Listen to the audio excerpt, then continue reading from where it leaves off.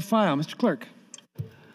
Mr. President, Legislative Bill 627, introduced by Senator Pansing Brooks, is a bill for enactment relating to discrimination, to prohibit discrimination based on sexual orientation and gender identity as prescribed, to define terms, to harmonize provisions, and repeal original sections. The bill was introduced on January 23rd, referred to Judiciary Committee, placed on general file with no amendments. It was considered by the body yesterday. Thank you, Mr. Clerk. Senator Pansing Brooks, you're first in the queue, but before we get to the queue, if you'd like to take a couple of minutes just to brief us and remind us where we left off yesterday. Yes. Thank you, Mr. President. I will just remind you that this bill regards LGBTQ workplace equity. It's the #1 issue for the state chamber is workforce development. So we are losing tax dollars due to people actually leaving the state because they do not have the protections that all other people have within our state. Senator Morfeld yesterday offered meetings with any of you who want to meet actual Nebraskans who have been affected by our lack of protections.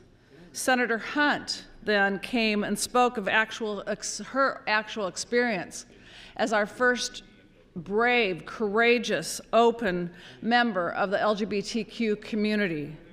Senator DeBoer spoke of the right to life and liberty and the pursuit of happiness and the founding principles of our government. Then the opponents stood. The opponents stood to raise their hue and cry, filled full of fabrications, of bogus lawsuits, red herrings of religious discrimination, and even a baffling argument about how this bill would actually hurt our economic prosperity. Bogus. The opponents are grasping at straws because I believe many of them know deep down that Nebraskans are vulnerable and that the people with whom they work are actually at risk of being fired because of the person whom they love. The arguments came, and yet I believe many here know the right thing to do. The opponents are now avoiding a vote, but I believe that for the first time ever, Nebraska, we have a majority in the body that would pass this if we could get to an actual vote rather than a filibuster. That is heartening, that is hopeful, and with that, Mr. President, I ask you to bring on the baloney. Thank you, Senator Pansing Brooks. Senator Hunt, you're recognized. Thank you, Mr. President. Thank you, Senator Pansing Brooks. I don't have any baloney today, but I guess that probably depends on who you ask. The march in Nebraska toward equality has been slow, but it has been steady. And this bill is one that's brought year after year, and it's long past time in Nebraska to ensure that no one in our state can be discriminated against and fired from their job based on who they are, whether it's about their race, their religion, their national origin, whether they're a man or a woman, what country they came from, or whether they're gay. This legislation isn't about special rights for anyone. It's not about creating a new protected class. It's about equal rights for everyone. I got a message last night saying that I was pushing a gay agenda in Nebraska. Well, I want to tell you that the gay agenda is getting a job and going to work. That's the only agenda that we're talking about here. And I'm really surprised by some of you and some of the things you've said and some of the things you haven't said. And this is not going to be forgettable for me because this is personal. This isn't personal like you didn't love my priority bill and you don't want to vote for it. This is personal like talking about the inherent humanity of a person, and not just me, but many people who love you, who you love, who we live among here in Nebraska. So I'm going to remember where some of you were on employment non-discrimination. When you want my vote on things, when you're running for higher office, whatever it is you're doing, this is about humanity. This isn't about ideology. I expect some intellectual consistency here. And I think we owe Nebraskans some intellectual consistency, because I expect that when we talk about government staying out of people's lives, when we talk about allowing the marketplace to work, allowing people to be judged by their individuality, by their hard work, by their tenacity, by their skill, if you believe in these things, you believe in this bill. If you believe in letting the marketplace choose winners instead of government, you believe in this bill. We know this because so many private sector businesses, Union Pacific, the Lincoln and Omaha Chambers of Commerce, the mayors of Lincoln and Omaha, plus 350 or so Fortune 500 companies already practice this policy and support it. So saying you oppose this because you believe you're concerned about small businesses is bull hockey. Saying you oppose this bill because you support small businesses is really a joke. It's a really funny, silly joke, and it makes me think that you think I'm a fool, that Nebraskans are fools. We've heard the most absurd exaggerations of the devastation this will wreak on small businesses, like all these poor, confused small business owners are going to be conscripted as gender detectives and sexual orientation detectives, and they're going to get locked up because they don't know who's gay or something. There's no such problem as that. To comply with the law, an employer simply needs to make employment decisions based on factors other than sexual orientation, and then they're not going to get into any trouble. If an employee is late for work, if she cannot do her job, if she's not qualified, then the employer is free to terminate or discipline the employee. The employer does not need to figure out if that employee is gay before doing so. And 21 states already have laws on the books. And how many examples do we have of the poor, confused, befuddled business owner whose life is being ruined because he can't guess what people's sexual orientation is? It's never happened. There's no such problem. The opposition to this bill is made up by people who don't want to confront the real issue. And here's the real issue. There are Nebraskans who live in fear that they could be fired because of who they are, because of something about them that is not changeable. And if you think sexual orientation is a choice, then choose it. If you're straight and you think being gay is a choice, choose being gay. You can't because you're straight and that's who you are. Just like when you're gay or lesbian or bisexual or whatever, that's just who you are. That's not something you can control, and so that's not something that we should be discriminating against. And we know that intellectually. We all know that. I don't know if you're afraid of consequences from 1 minute. Different lobbies or voters or what it is you're worried about, but in Nebraska, we stand for equality before the law, and this is an opportunity for some of you to do that. There's nothing preventing all 49 of us here from doing our jobs and standing up for liberty and justice for all when you actually have a chance to do that in practice and it's not just a slogan or an oath that you're taking that has no consequences.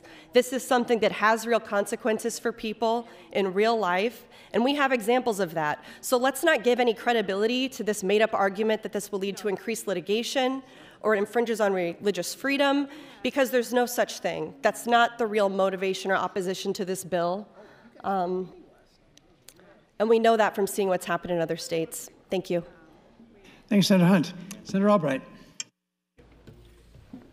Thank you, President Foley, and good morning, colleagues. Good morning, Nebraska. Every single person should be treated with dignity and respect. That's an undeniable truth. It is the job of government to defend constitutionally protected freedoms. Lawmakers should not pass laws that intentionally limit individuals or businesses' ability to exercise the freedom to practice their deeply held beliefs. Nebraska is consistently recognized as a great place to start a business and for having strong economic growth. In January, a top job search site, Zippa, released the analysis of the best states for jobs in the United States based on data from the Bureau of Labor Statistics and the Census Bureau's America Community Survey. Nebraska was ranked 4th in the nation as the state where you would find good-paying jobs. Yesterday, Governor Ricketts announced that Nebraska received the Site Selection Magazine's Governor's Cup for the 3rd consecutive year. The prestigious award recognizes states that have demonstrated the most outstanding economic development achievements over the past year. Nebraska received the cup for having the most capital investment projects per capita in the nation in 2018. Yesterday, Omaha metro area also won the 2nd consecutive award as the #1 metro area with the population between 200,000 and 1 million in the country for economic development in 2018. The city of Lincoln was ranked 4th. As Senator Merman mentioned yesterday, 2018 Forbes listed Nebraska as the 5th best state overall for business and the 2nd best state in the regulatory environment category, stating, Nebraska boasts low business costs and a business-friendly regulatory climate. The Cornhusker state's average unemployment rate of 3.2 over the last 5 years was the second lowest in the country. LB 627 could stifle the strides that we've made in economic growth over the last few years. Nebraska needs to maintain being a state that is open for business. We as lawmakers need to protect small business owners and create an environment in which they can thrive. The government shouldn't be dictating to business owners whom they should hire. The government should create an environment that allows business owners to hire the best candidate for the job and for the mission of their particular business. The government should not overregulate businesses and force small business owners to choose between earning a living or operating consistent with their missions and beliefs. Nebraska businesses thrive because we do not regulate them heavily. In Nebraska, businesses enjoy the freedom to decide the types of policies they adopt and the missions that they seek to advance. Protecting freedom in the marketplace affirms respect for the diverse views, builds community, and guarantees the array of choices for everyone. Businesses have the right to be free to run their own business according to their beliefs and to contribute to the diversity which is essential in any thriving marketplace.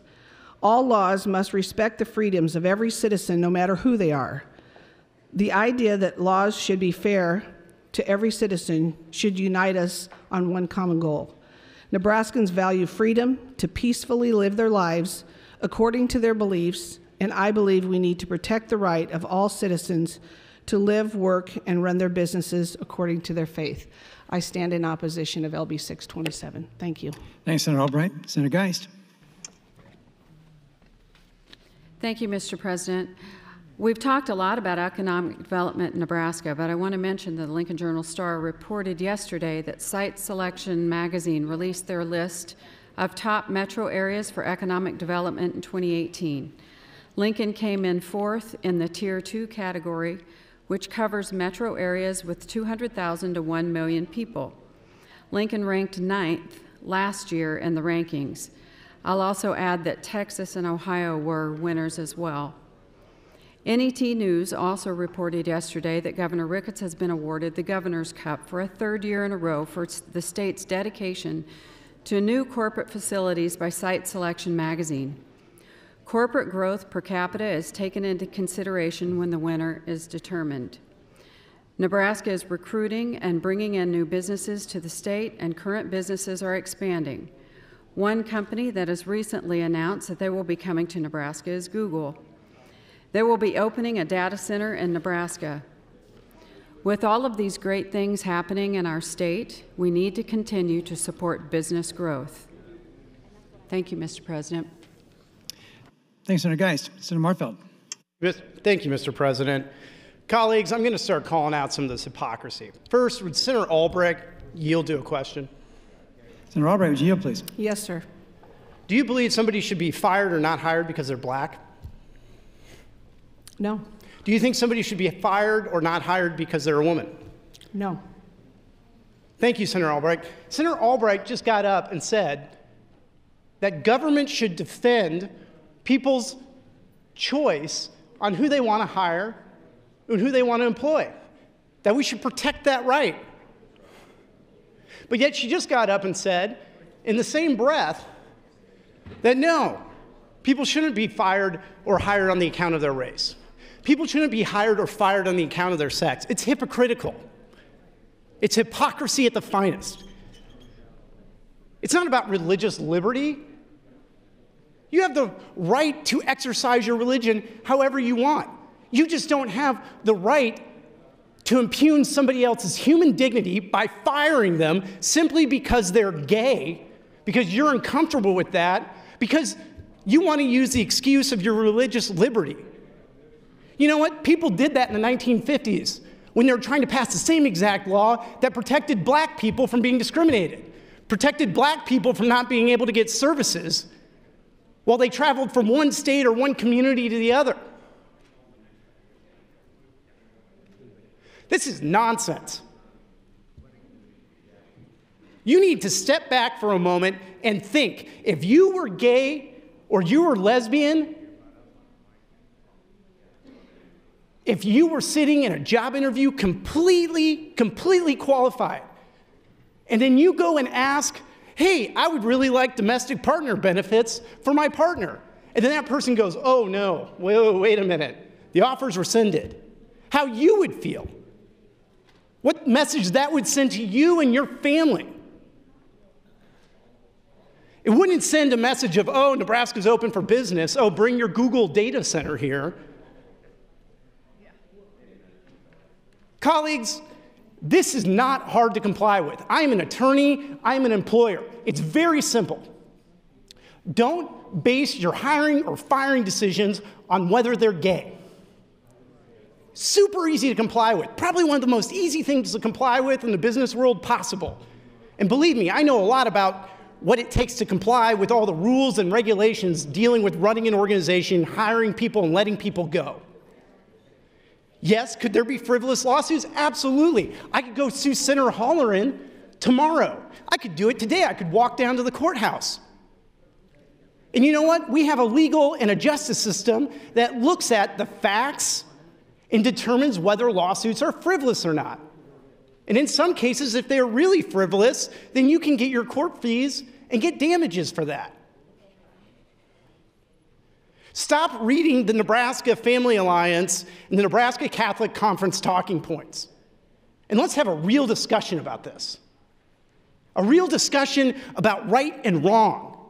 And why we want to use religion in this state as an excuse to fire people for who they are and who they love. That is sick. I'm very frustrated right now, and I bet all of you can probably tell it. I'm frustrated right now because these arguments ring hollow. They ring hollow, and it makes it hard to keep young Nebraskans in this state because it rings hollow not in just this room, but across the country. The number one issue that we talk about every day with businesses and employers is being able to recruit and attract young Nebraskans. 1 minute. And I will tell you right now that young Nebraskans take notice. They take notice whether they're LGBT, whether they're straight, and they take notice on whether their rights are protected or not. And they take notice in hypocrisy. When you stand up and say, no, someone shouldn't be fired for being a woman or black, but yeah, somebody should be fired for being gay. It's nonsense. It's nonsense because it's, number one, completely illogical. Number two, it's immoral. And number three, it goes to the dignity of human beings and who we are as a state, and whether there's truly equality before the law. Thank you, Mr. President. Thank you, Senator Morfeld. Senator McAllister. Thank you, Mr. President. Good morning, colleagues. I rise in support of LB 627. Why? Because it's the right thing to do. You may recall that Reverend Kent Little gave us a prayer a couple of weeks ago. And in the newspaper, the Omaha World Herald, he made the following statement. Let me say first, using appropriate quality biblical scholarship, there is absolutely no biblical mandate to discrimination against homosexual orientation in the scriptures. Our Judeo-Christian scriptures have nothing to say about loving, mutual, equal, same-gender relationships, period. It is just not there. However, for far too long, religious institutions, leaders, and others have used the Bible to discriminate, do violence, and oppress LGBTQ persons in the church and the laws of the land. I passed out a document called the Heartland Proclamation, and I'll read part of that as well. As Christian clergy, we proclaim that the good news concerning lesbian, gay, bisexual, and transgender LGBT persons, and publicly apologize where we have been silent. As disciples of Jesus, who assures us that the truth sets us free, we recognize that the debate is over. The verdict is in. Homosexuality is not a sickness, not a choice, and not a sin. We find no rational biblical theological basis to condemn or deny the rights of any person based on sexual orientation. Silence by many has allowed political and religious rhetoric to monopolize public perception, creating the impression that there is only one Christian perspective on this issue. Yet we recognize and celebrate that we are far from alone as Christians in affirming LGBT persons are distinctive, holy, and a precious gift to all who struggle to become the family of God. So I think it's clear, and read the document. You can see there are a great many clergy folks that take that particular position. And to say that in the Bible has a prohibition against homosexuality is just flat out wrong. The other thing, employment. The city of Omaha passed this similar ordinance many years ago, and their experience has not shown that it causes all kinds of employment issues. Now, no way, no how. So I think we should embark upon this. At someday it will pass. Someday I'm sure it will pass. And I want to close by reading that quote from Martin Luther King: "The arc of the moral universe is long, but it bends toward justice." Please support LB 627. Thank you, Mr. President. Thanks, Senator McAllister. Senator Lathrop. Thank you, Mr. President. Colleagues, good morning. I support LB 627. I thought about what I was going to say when I had an opportunity on the mic. There's a number of different points I'm going to make at some point, perhaps in the morning. But I want to talk about something that occurred to me over my previous 8 years. Almost every year that I was here in my previous service, we'd see a bill that dealt with the subject of abortion. Whether it was stem cell research or abortion, those bills would come up. And I would see the people of faith come in, and they would say, "We believe that at the moment of conception, this is a unique life deserving of our protection. A unique person created in God's own image, a unique person. These are unique persons, unique people, and the fact that they are gay is not something that is a function of how they were raised. It's not a function of something that happened in their childhood. They're born this way. They're that unique person you talk about when the bills come to the floor and you want to talk about the moment life begins and the uniqueness of each one of these people. They are hardwired this way. This is who they are. This is how they were born. This is how they came into the world. That's the belief. That's what we hear when we talk about embryonic stem cell research. It's what we hear when we talk about every abortion bill, that at the moment of conception, these are unique people deserving of our protection. And now we're here on a bill that would protect them in the workplace. And the very people who talk about their unique characteristic at the moment of conception oppose the bill. And they do it, arguably, based on their faith. I don't buy it. It accepts as a fundamental principle of that argument that this is a choice, or that these are damaged people who had something happen to them about the way they were raised, or some trauma in their life and now they're gay, or that they've deliberately made a decision.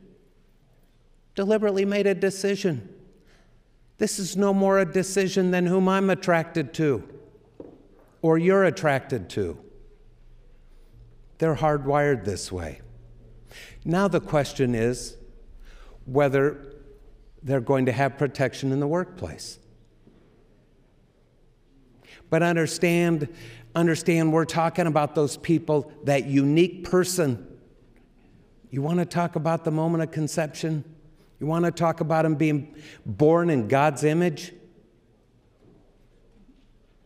Let's do that. Let's have that conversation today, because as far as I'm concerned, you're turning your back on somebody. You're turning your back on an entire population of people who were created in God's image. He put them on this earth and hardwired them this way. This is not a sin. This is what they want. This is what they, as much as you wanted to be in a relationship with whomever you're in a relationship with, because you were hardwired that way, they are too. And should we make it difficult for them to maintain and keep employment in this state because of who they are? And by the way, it doesn't have any business. It's nobody's business who they care about. It's nobody's business. And we look like, so I have 4 daughters. They're all in their 30s. Their friends are moving away from here. You want to talk about the brain drain? They're leaving because of the general feeling around here is, I don't agree with you guys anymore. Senator Lathrop, that's time. Thank you. Thank you, Senator Lathrop. Senator Clements. Thank you, Mr. President. I still do agree that every person should be treated with dignity and respect, but I do think this LB 627 is unwarranted. Again, as I said before, to be a protected class, traditionally, you had to be denied access to education or economic opportunity or voting rights, or have obvious identifiable characteristics. I think if there was science that said that you were born at birth that way, that we would be hearing about that. I haven't heard that. I don't think we have a group that is lacking access to political due process, and this bill has not identified these protections are warranted. And if this is nationally a major problem, I think Congress would have passed legislation. I'm not aware of any federal legislation that exists to this effect. I agree there are various religious beliefs and interpretation of the Bible. I have my own, and other people have theirs.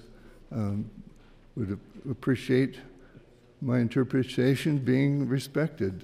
LB 627 does protect religious expression of employees, but it still fails to protect the sincerely held religious beliefs of employers, in my opinion.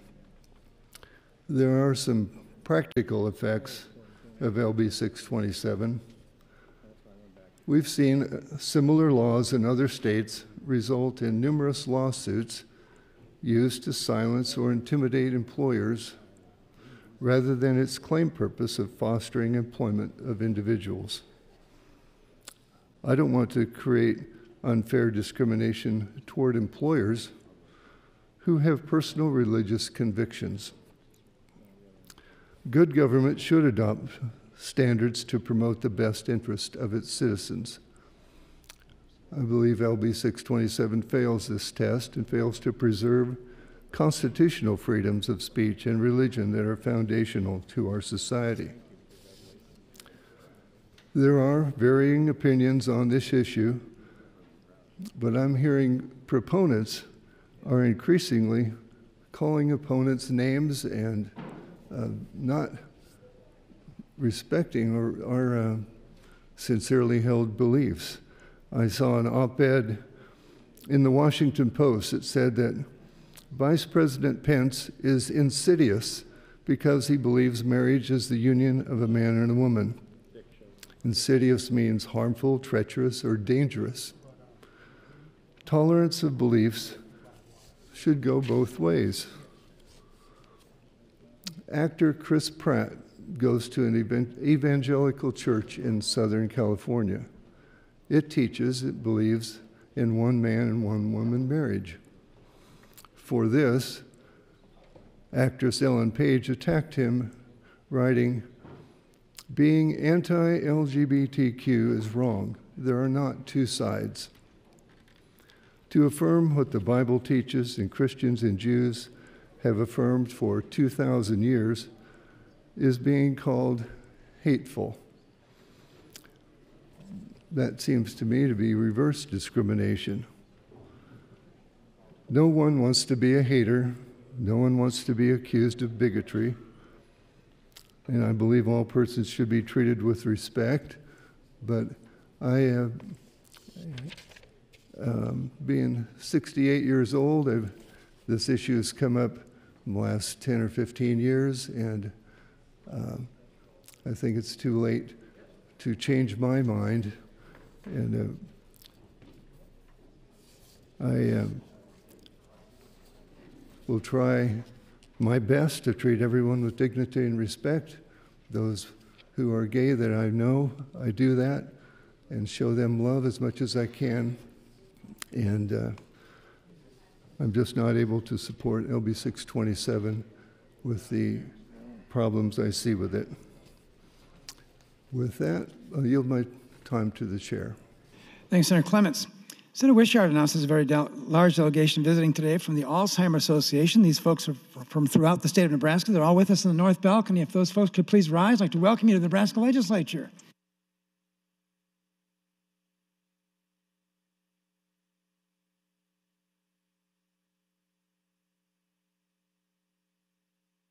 Continuing discussion, Senator Pansing Brooks.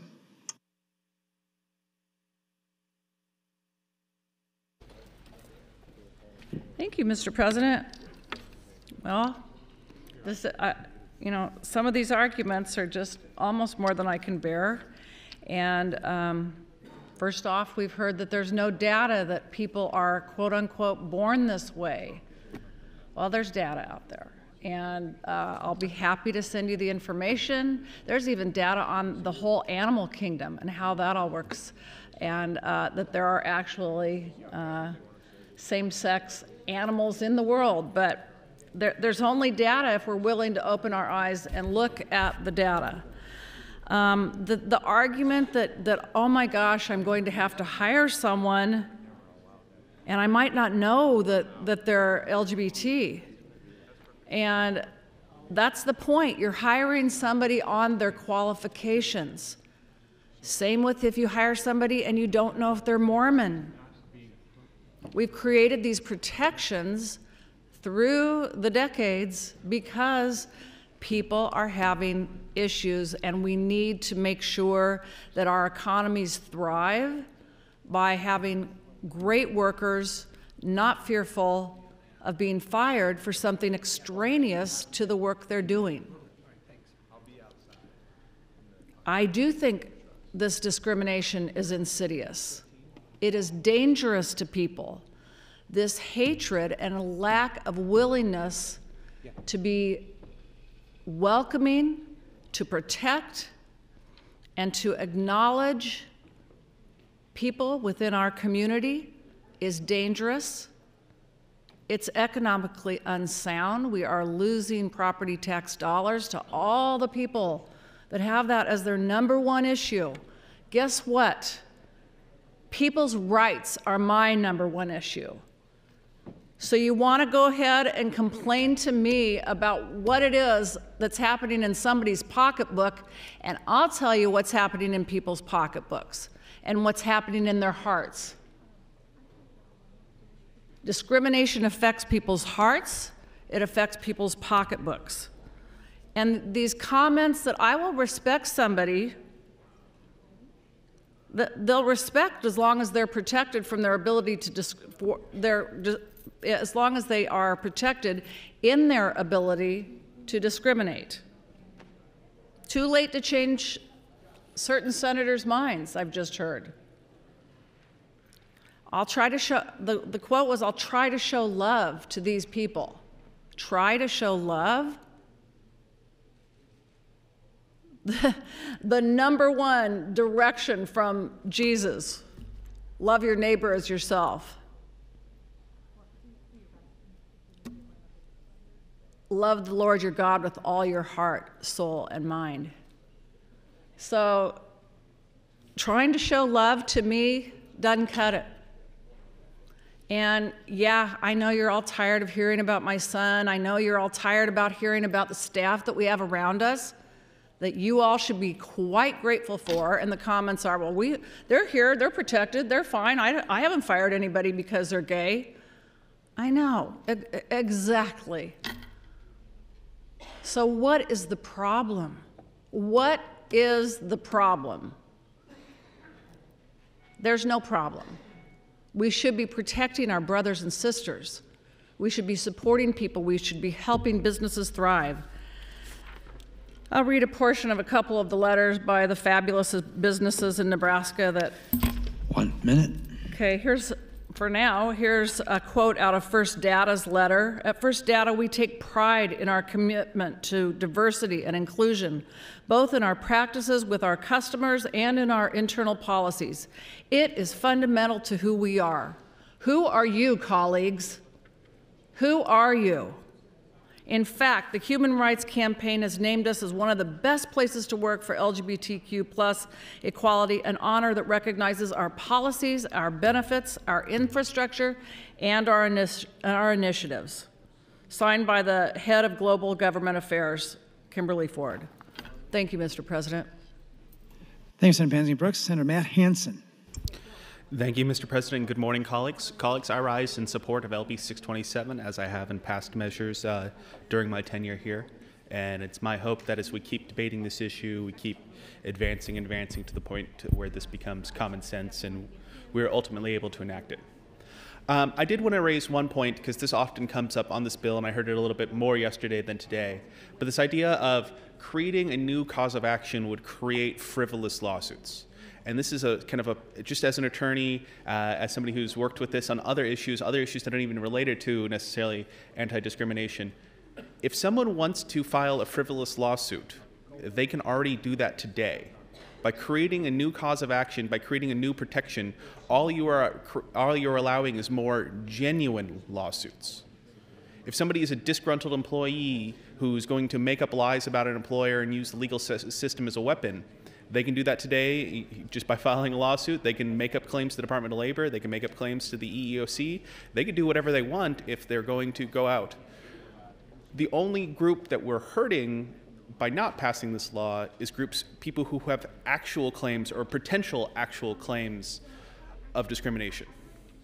Somebody who's going to make up a reason, somebody who's going to, misinterpret a situation, whatever you want to say, that person has a frivolous claim before or after we pass this law, and could still make some waves in the legal system before or after we pass this law. The only people who are protected by passing this law are people with genuine claims, or at least a good faith claim worthy of further investigation and discussion. And that comes up when we talk about other issues. Whenever we're creating a new cause of action, there's not a risk of extra frivolous lawsuits, because those frivolous lawsuits are possible today. And I know this personally. Completely unrelated to the issues at here, I've been the victim of a frivolous lawsuit. And yes, it was annoying, but yes, it was also allowed today, because we just open our courts to everyone. And if you pay the filing fee and you have at least some alleged claim of action, you get to start a lawsuit. And that's just how our courts work and how our courts should work. So that's that issue on potential frivolous lawsuits. I don't think that's something that can happen today. So the thought of actually providing more protections to people is somehow also going to increase those is contradictory in my mind, because that's something that is possible today and is already possible today. And secondly, I just kind of wanted to make sure everybody as we talk about the debate on who is really discriminated against, I would like everybody just to kind of take a step back and kind of reflect upon the privilege that you have when you're making that argument. If you are going to make the argument that the people who are being really discriminated against or make claims of reverse discrimination, you know, I don't live your life, I can't say what you see. But I will point out that if you're claiming that your faith is being discriminated against, look at all the sections in our statutes in this bill where faith is already protected, where gender is already protected, where age is already protected.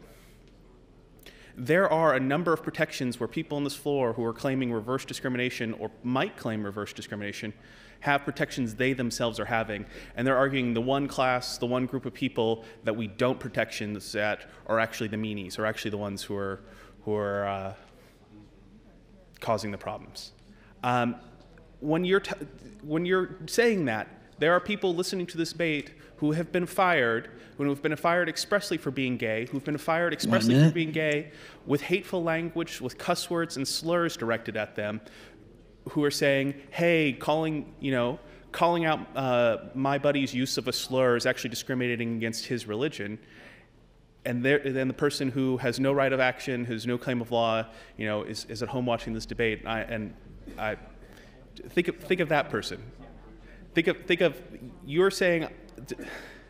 Sorry, I can't even finish this thought. It's that tough and kind of catches me that off guard that the group that we know today, and I know Senator Morfeld has offered, by all means, try and talk to some of these people who have been discriminated against, who have had that express, you know, I'm firing you, and they'll use a slur, and you're saying, hey, calling out my use of that slur or my buddy's use of that slur is the real discrimination, is just think about that. Think about what you're really saying there to those groups who are affected. That's time, Senator. Thank you, Mr. President. Thank you, Senator Hansen. Senator Ben Hansen. Thank you, Mr. President. All right. So I guess it's my turn to play devil's advocate.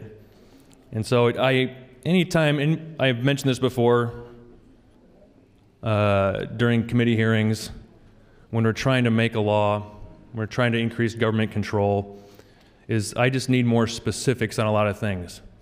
And so these are just some of the questions that I have to maybe help kind of ease some of my internal issues a little bit. And so I think maybe I should lead with some comments here first about some of the things my colleagues have said.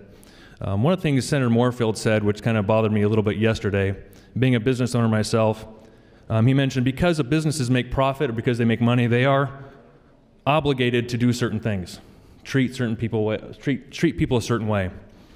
And just because a business makes money does not mean it's obligated to do anything besides the law. It is in their own interest and moral standing to treat people with respect and dignity, but not their obligation. And he also mentioned the number one problem in our state is keeping young talent here. I don't believe that's the case. I think the number one problem we have right now is property taxes, and I'd like to spend more time talking about that. Another thing maybe our colleagues kind of mentioned, which kind of created a gray area with me, was right now everything is going good in all the cities and all the businesses that are doing their own anti-discrimination policies. And we're seeing more and more, we're seeing a growing trend of that. And sometimes I wonder why we need government to step in to make laws when things are already on the right path. Government, to me, a lot of times just means we get in the way of things. One of the things my other colleagues mentioned, and one of the things my colleague Senator Blood mentioned right away, was that we should not talk about religion, that it is no place in this discussion. Otherwise, we can talk about all kinds of things pertaining to religion. And so I think anytime we're going to make a law, I think it is okay to discuss religion, because that is there are a lot of beliefs out there for different people, just the same as the same argument we're having right now with discrimination against homosexuality and gender identity. And I think any law we pass, when it comes to its connection and or possible conflict with someone's religion, I think is an okay discussion to have. And I don't think anybody should shy away from that. And I just had a couple of questions for some people. And so I wish if Senator Hunt would yield to a question, please. Senator Hunt, would you yield, please? I will. You mentioned something yesterday about brain drain. I think that's a good point. Are there any statistics, and maybe somebody else can answer this too, if there are any statistics about people not coming to the state of Nebraska or people who are purposely leaving Nebraska based on the threat of termination from discrimination?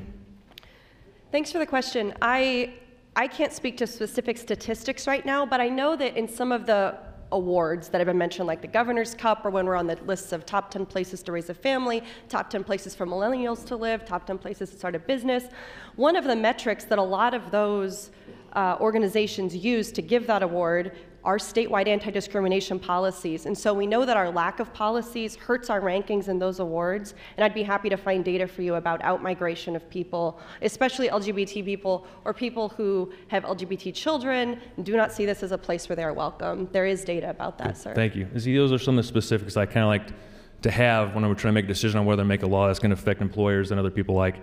If Senator Pansing Brooks would yield to a question too.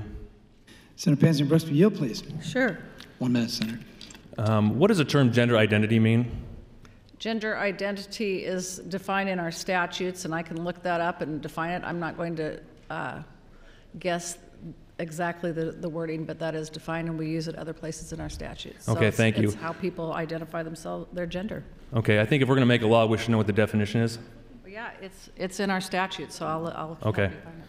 Again, just trying to be a little specific about where, because I think gender identity, when it comes to this law, is a little bit of a fluid term when it comes to people's perception about their gender identity. And I think that might create a little bit of a conflict between employee and employer. And I have a couple other questions that I will wait for later on when I have a little more time. Thank you, Mr. President. Thank you, Senator Hansen. Senator Hunt. Thank you, Mr. President. I used to be so afraid of this mic.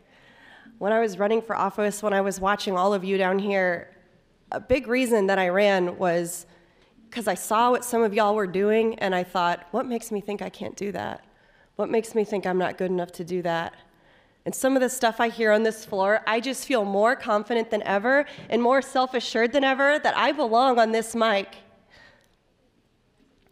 So, gender identity is defined in statute as the actual or perceived appearance, expression, identity, or behavior in an individual, whether or not that appearance, expression, identity, or behavior is different from that traditionally or stereotypically associated with the individual's assigned sex at birth.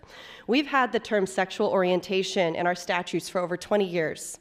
The same argument of what does sexual orientation mean, what does gender identity mean, was raised 20 years ago when we adopted our hate crime statutes, which has been on the books since 1997.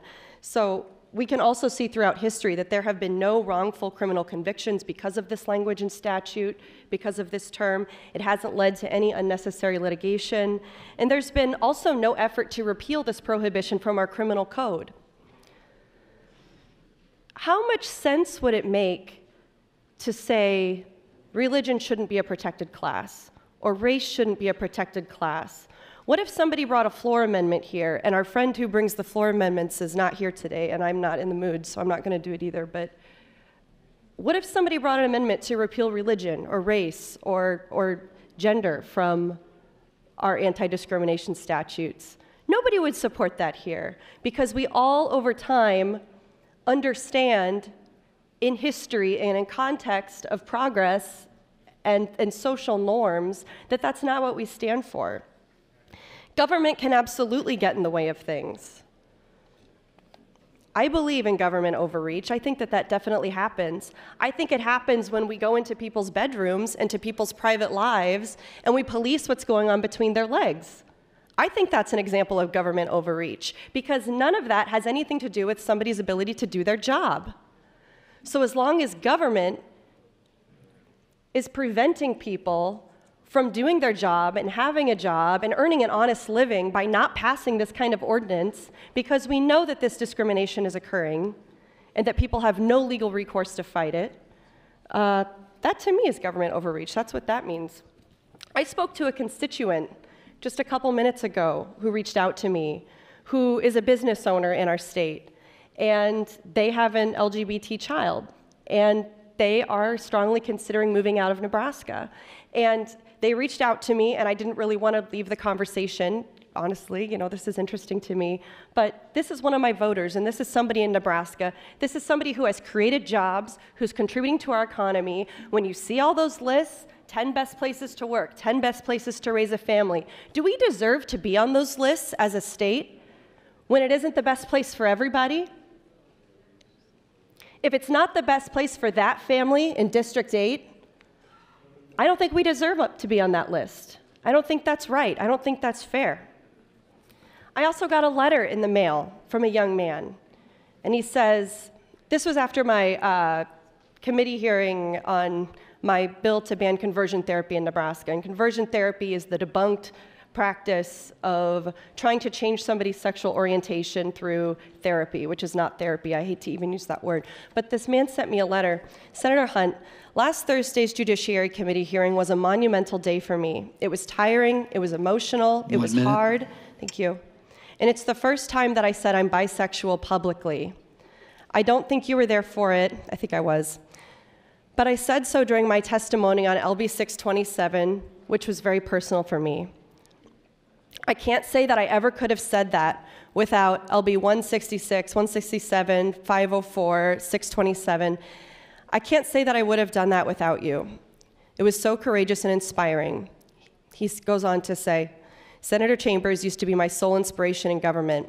Nothing I say can adequately express my gratitude for leaders like Senator Pansing Brooks, DeBoer, Morfeld, Chambers, and you. Thank you for helping me live honestly.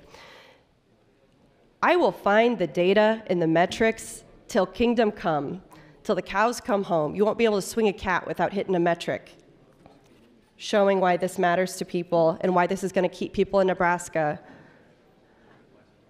But these anecdotes about people's lived experiences, those are important too. Thank you, sir. Thanks, Senator Hunt. Senator McAllister announces some guest visiting today. We have with us 25 members of the Nebraska chapter of the American Foundation for Suicide Prevention. Those citizens are all with us up in the north balcony. If they could please rise, I'd like to welcome you to the Nebraska legislature.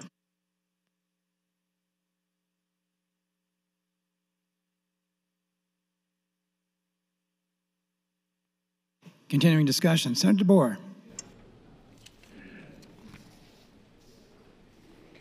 Good morning, colleagues. After listening to the debate yesterday, I wanted time to reflect and consider before I made these remarks today. So I went home last night and I thought and I read, and yes, I even prayed. If I look a little unkempt today, please excuse me because I didn't get a lot of sleep. What I was wrestling with is the concern expressed by some of my colleagues that this bill would infringe on constitutionally protected religious activity. I wanted to make sure that I considered every angle. I wanted to make sure I was really listening to my colleagues and to my constituents who expressed similar concerns. I appreciate you raising your concerns, all of you, because I feel very strongly about protecting religious liberty. And then, as the only member in this body, as far as I know, with extensive training in both theology and the law, I felt I had a duty to speak to these concerns. I want to unpack the concerns I heard yesterday. And if you would like to follow up afterward, if I don't get to everything that you raised, please let me know. I will talk through what I can. So the first thing I considered was the language of the bill. So far as I can see, the bill does not affect religious thought in any way. A person can hold beliefs about marriage and sexuality however they want. They can, under this bill, think and believe. They can even stand on a street corner and yell whatever they want. The bill does not prohibit or purport to prohibit religious thought. So, actions. The actions the bill proposes to affect are hiring and firing decisions. Now, I admit, when I think of hiring and firing decisions, those seem like very secular activities. When I think of religious practice, I think of things like praying, attending worship, abstaining from certain foods and drinks, helping the poor and disenfranchised. But hiring and firing doesn't immediately come to my mind. But that's okay. It's not up to me to decide. Someone else's religious practice might be. But I want to be absolutely clear. The argument is that hiring and firing decisions are part of someone's religious practice. It's not just that, but the religious practice is hiring or firing based on beliefs about someone else's action. So the religious practice potentially being infringed on is firing someone because they are, in this argument, violating your religious beliefs. And specifically violating them in a particular way, right? We're not talking about taking the Lord's name in vain, dishonoring your parents, not failing to give away your excess belongings. It's a very specific thing, which again, government is not in the business of telling you which things to focus on within your religion. So now in my analysis, and I may have gone wrong somewhere, and colleagues help me if I have, the religious practice which is potentially being infringed is hiring or firing or failing to promote someone because they violate your beliefs of how they should act under your religious teachings. I guess I would describe it as a kind of evangelism, a belief that your practice requires you to make the rest of the world godly by any means you have. I would note we've been concerned when other religions have tried to force themselves on us. So now the next question is if this potential interference with practice is constitutionally prohibited. The constitutional protections of religion under the First Amendment are very broad but not absolute. You cannot act any way you like because you claim it is a religious belief. For example, if someone sincerely held religious belief were that women should not speak in religious meetings, I would disagree with that, but I would fight for their right to believe it, teach it, etc. But now if their belief were that women shouldn't speak in religious meetings, and if they do, they should be beaten, once again, I would defend your right to believe that, preach that, etc. But if you beat a woman because of your belief, it is assault. Constitutional protections are limited.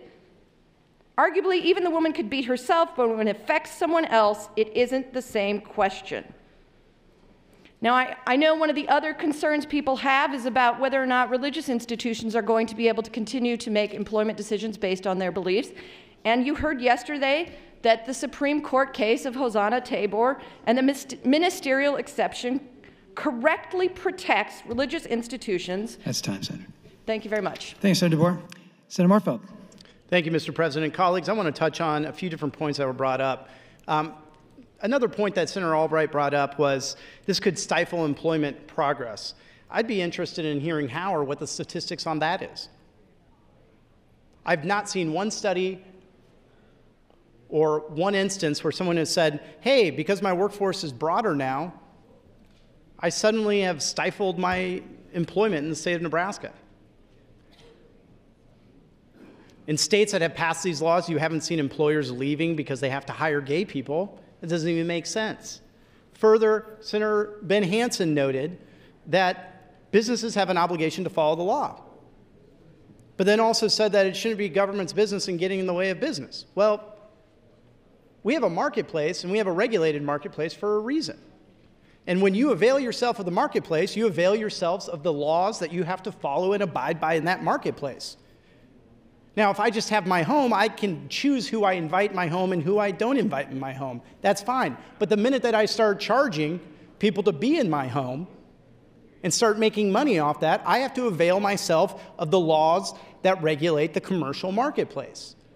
And yes, you don't have the same fundamental rights when you avail yourself of the marketplace as you do if you're just going about your own private business.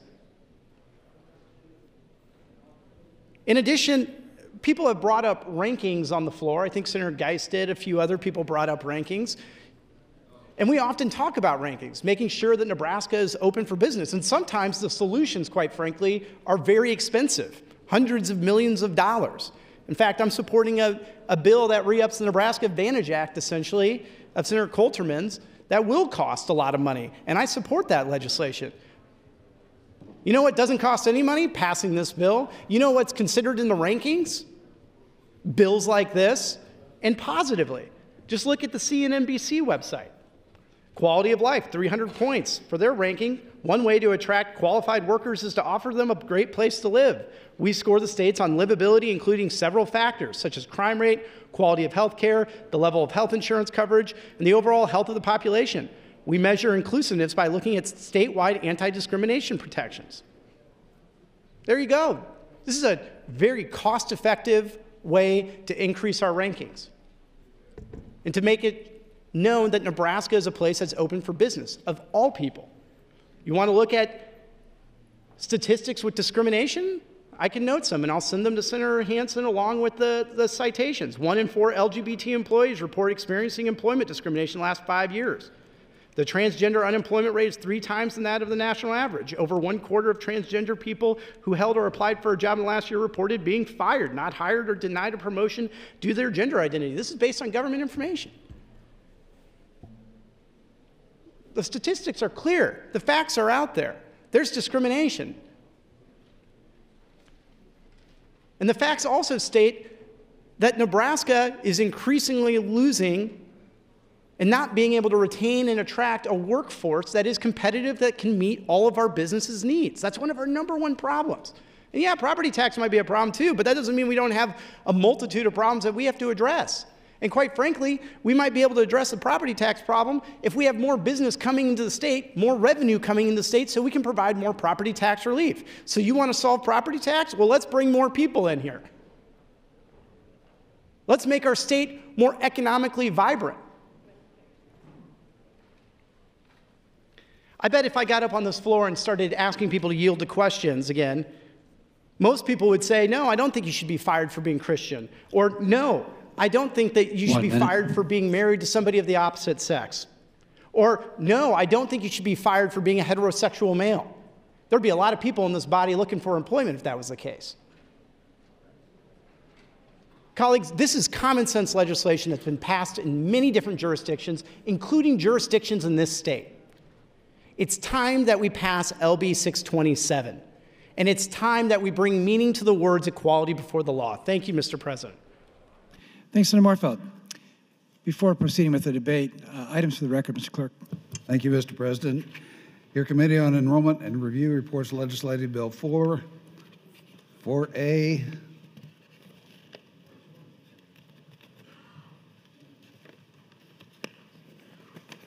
103, 185, 372, 406, 450, 450A, 622,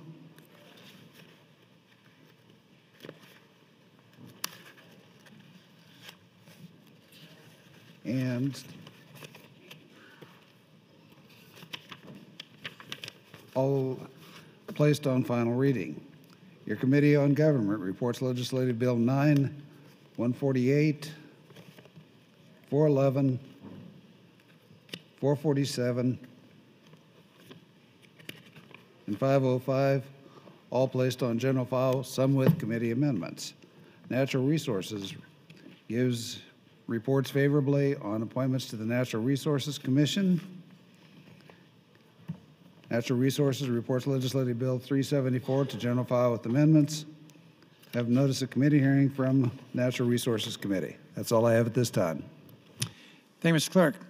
Speaker Scheer announces some guests visiting today. We have with us 15 senior high school leadership students from Norfolk High, as well as one teacher and one sponsor. They're all with us up in the North Balcony. If those individuals could please rise, I'd like to welcome you to the Nebraska Legislature.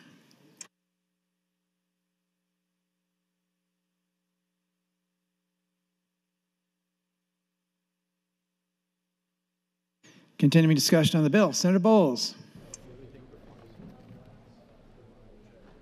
Thank you, Mr. President.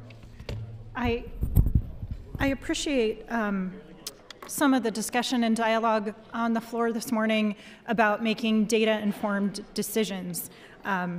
The policy analyst in me is pleased by having those conversations. And so I wanted to share some of the information that I have available to me in answer to some of the questions that have come up on the floor this morning. Senator Clements, are you still on the floor? Senator Clements, will you yield to a quick question? Senator Clements, you yield, please. Yes. Senator Clements, you're a banker by trade, is that correct? Yes. Are you familiar with the Prudential Insurance Company? Prudential, yes, I have heard of them. Yes. Very good. They have a good reputation in your field, is that fair? Yes, one of the larger insurance companies in the country. Very, very good. In all sincereness and genuineness, I wanted to respond to, thank you, Senator Clements. I wanted to respond to one of your questions about the impact and the data behind whether or not these issues are related to economic opportunity. I think I heard you saying that some of the protected classes that we currently have are those who are denied economic opportunity. And according to a report by Prudential, LGBT households would certainly fall into that category.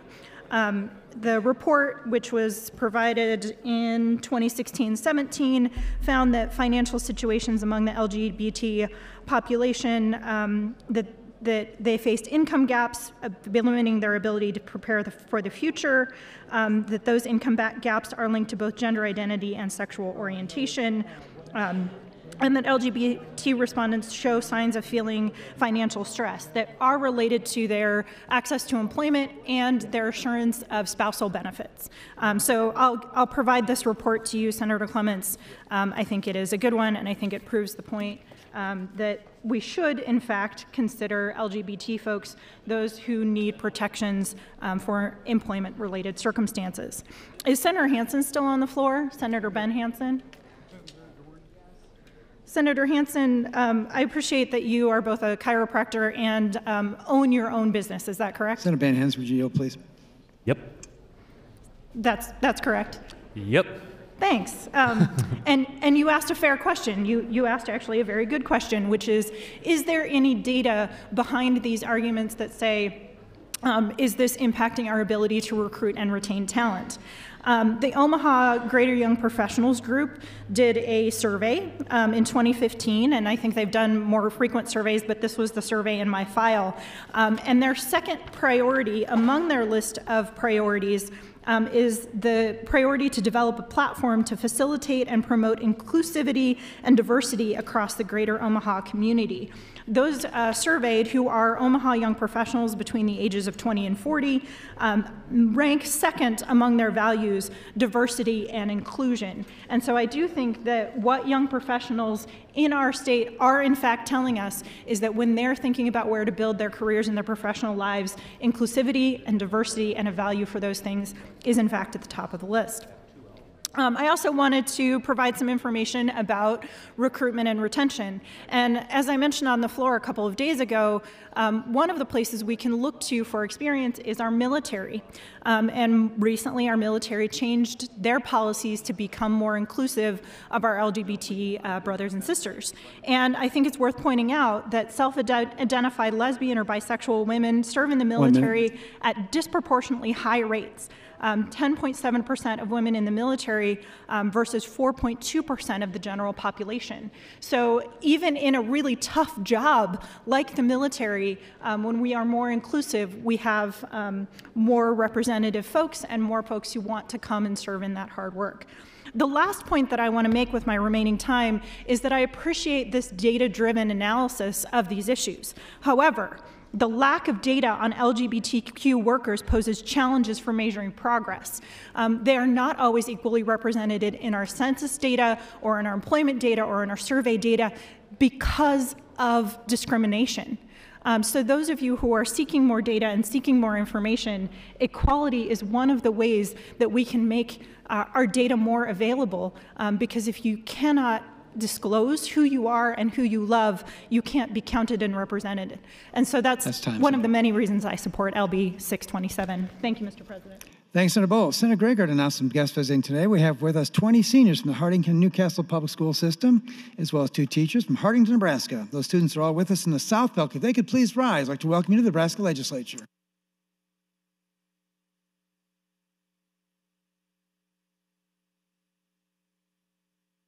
Continuing discussion on the bill, Senator Kavanaugh.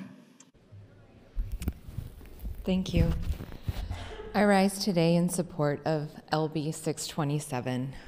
I know that there's been a lot of things said today and yesterday in regards to this bill, and I had a lot of things that I wanted to say, and a lot of them have already been said. So first, I'm going to start with acknowledging that my staff represent the LGBT community, and I am proud to have them on staff.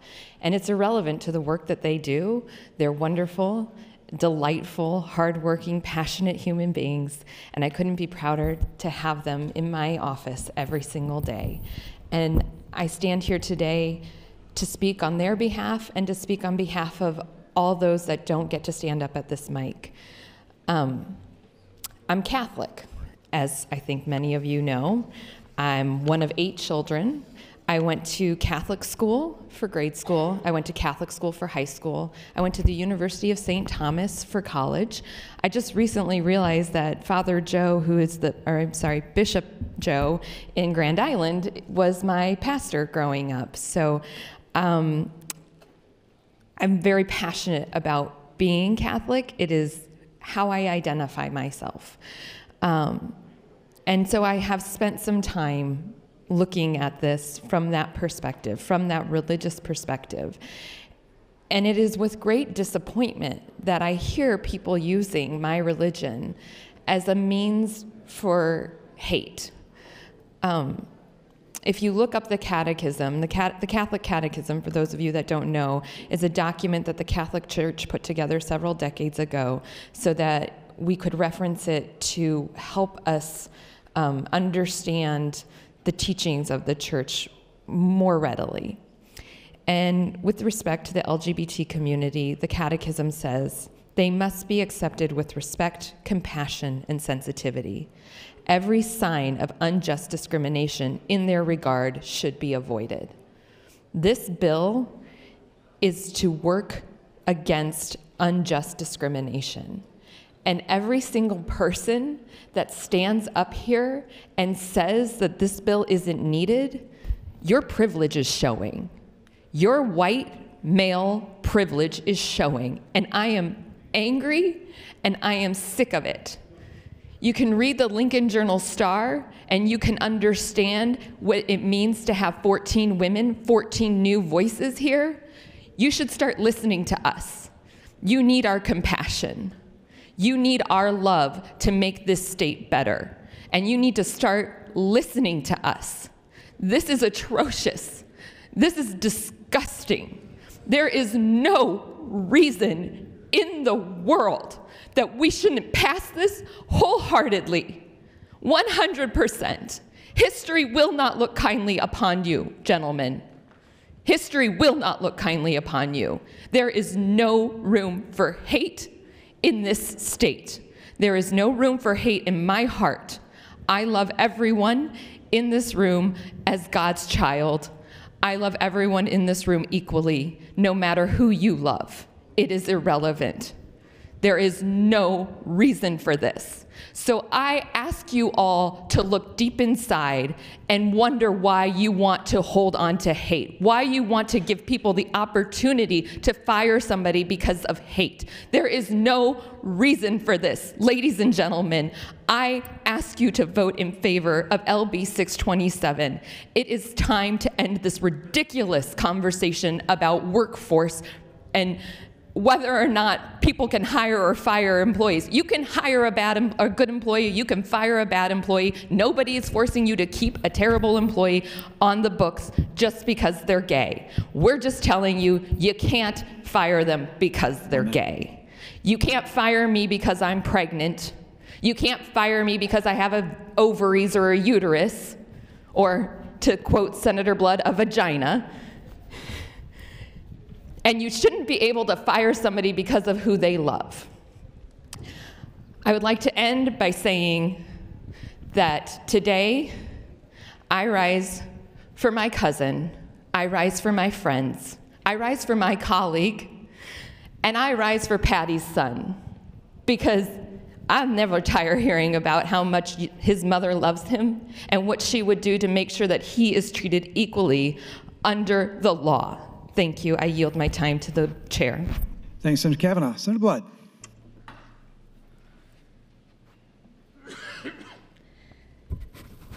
Thank you, Mr. President. Fellow senators, friends all, regardless of who you are and who you love, I stand again in support of LB 627. And I thank Senator Kavanaugh because she already brought up the catechism, which I have written on my page today, because I think that people have are getting the wrong impression of what the Catholic faith is about, and I find it very curious that the local Catholic Commission is coming out against this bill. In fact, I got an email right before Senator Kavanaugh spoke in reference to anti-Christian bigotry. And I'm going to go back and address that. But I want to remind you of what I said yesterday, and I want to thank Senator Ben Hansen. We always have to say the first name now since we have more than one Hansen, for actually listening to what I said yesterday. You're listening to the debate. We have so many people that are not on the floor right now doing that because they've already made their minds up. And I think that that's very unfair, because it is true, this bill is keenly about parity. It's not about theology, it's about human rights. And if anybody can stand up at this mic and tell me that there is anybody on this planet that doesn't deserve to be treated fairly and be treated the same as me, I'd be sorely disappointed in that person and that person's soul for those that believe in Christianity.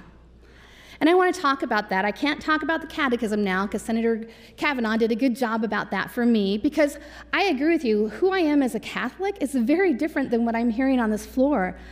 I would ask that Senator Kavanaugh yield to a question. Senator Kavanaugh, would you yield, please? Yes. Senator, who would you say Pope Francis is? And in our faith? He's the leader, the infallible leader of our faith. And so when he speaks, should his words be listened to? They should be treated as though they are God's words. So I found a quote from the Pope that says, "It doesn't matter, God made you like this, God loves you like this." Do you remember that quote? I do.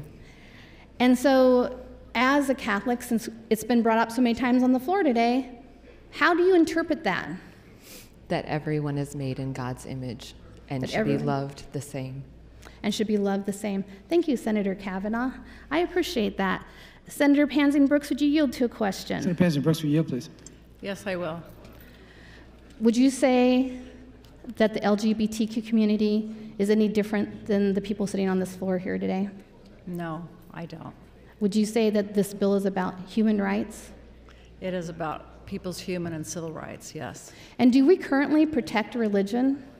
We do. They fought for years to get protections, and we now rightfully protect religions from being discriminated against. So those that are saying that this bill is anti-Christian bigotry bill are really making hypocritical comments, because they're already protected, right? They are protected, and it's amazing to be using the exact same law to use as a sword against others now that they have their protections. Thank you, Senator Pansy Brooks. I can't stand here and not support this bill because I love my fellow man, woman, however they identify. Because as a Christian, since we continue to bring this up, we can't think otherwise. I'm disappointed in this push by the local Catholic Church 1 minute. Against this bill, because this is not what the Catechism teaches me. This is not what the Pope says when he speaks to his people. But you take my religion out of it, I can't look anybody in the face and say, I don't support this bill, because it's the right thing to do. And let's get, again, theology out of this. Let's go back to what this is truly about: human rights, parity, doing the right thing, and for once, being a leader instead of a follower. Nebraska needs to step up to the plate, put on its big boy pants, support this bill, and move on, because we have a lot of other bills to vote on. Thank you. Thank you, Senator Blood. Senator Lowe.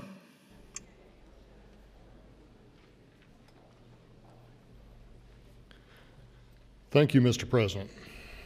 I rise today to discuss a few points that have been brought up. Most of them were brought up yesterday, not so much today, but it was brought up yesterday. One major argument I hear on this bill is it is economic development and a job creator. Creating an atmosphere that encourages economic development is a very important role of our state government. There are a number of ways to go about this.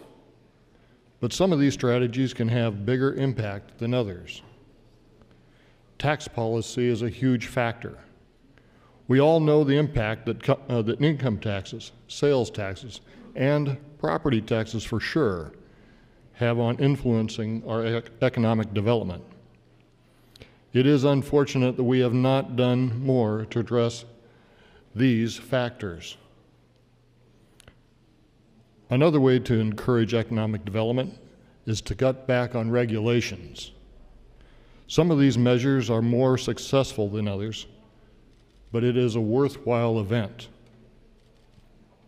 While I have been here, one of the more extensive examples of this policy were the efforts to produce occupational licenses. I was proud to carry one of these bills that reduced licenses, and I'm proud to have voted for many others over the last 3 sessions. As I mentioned previously, last year I had another bill that would have positively adjusted regulations. LB 921 would have made changes to the number of apprentices that could be overseen by an electrician.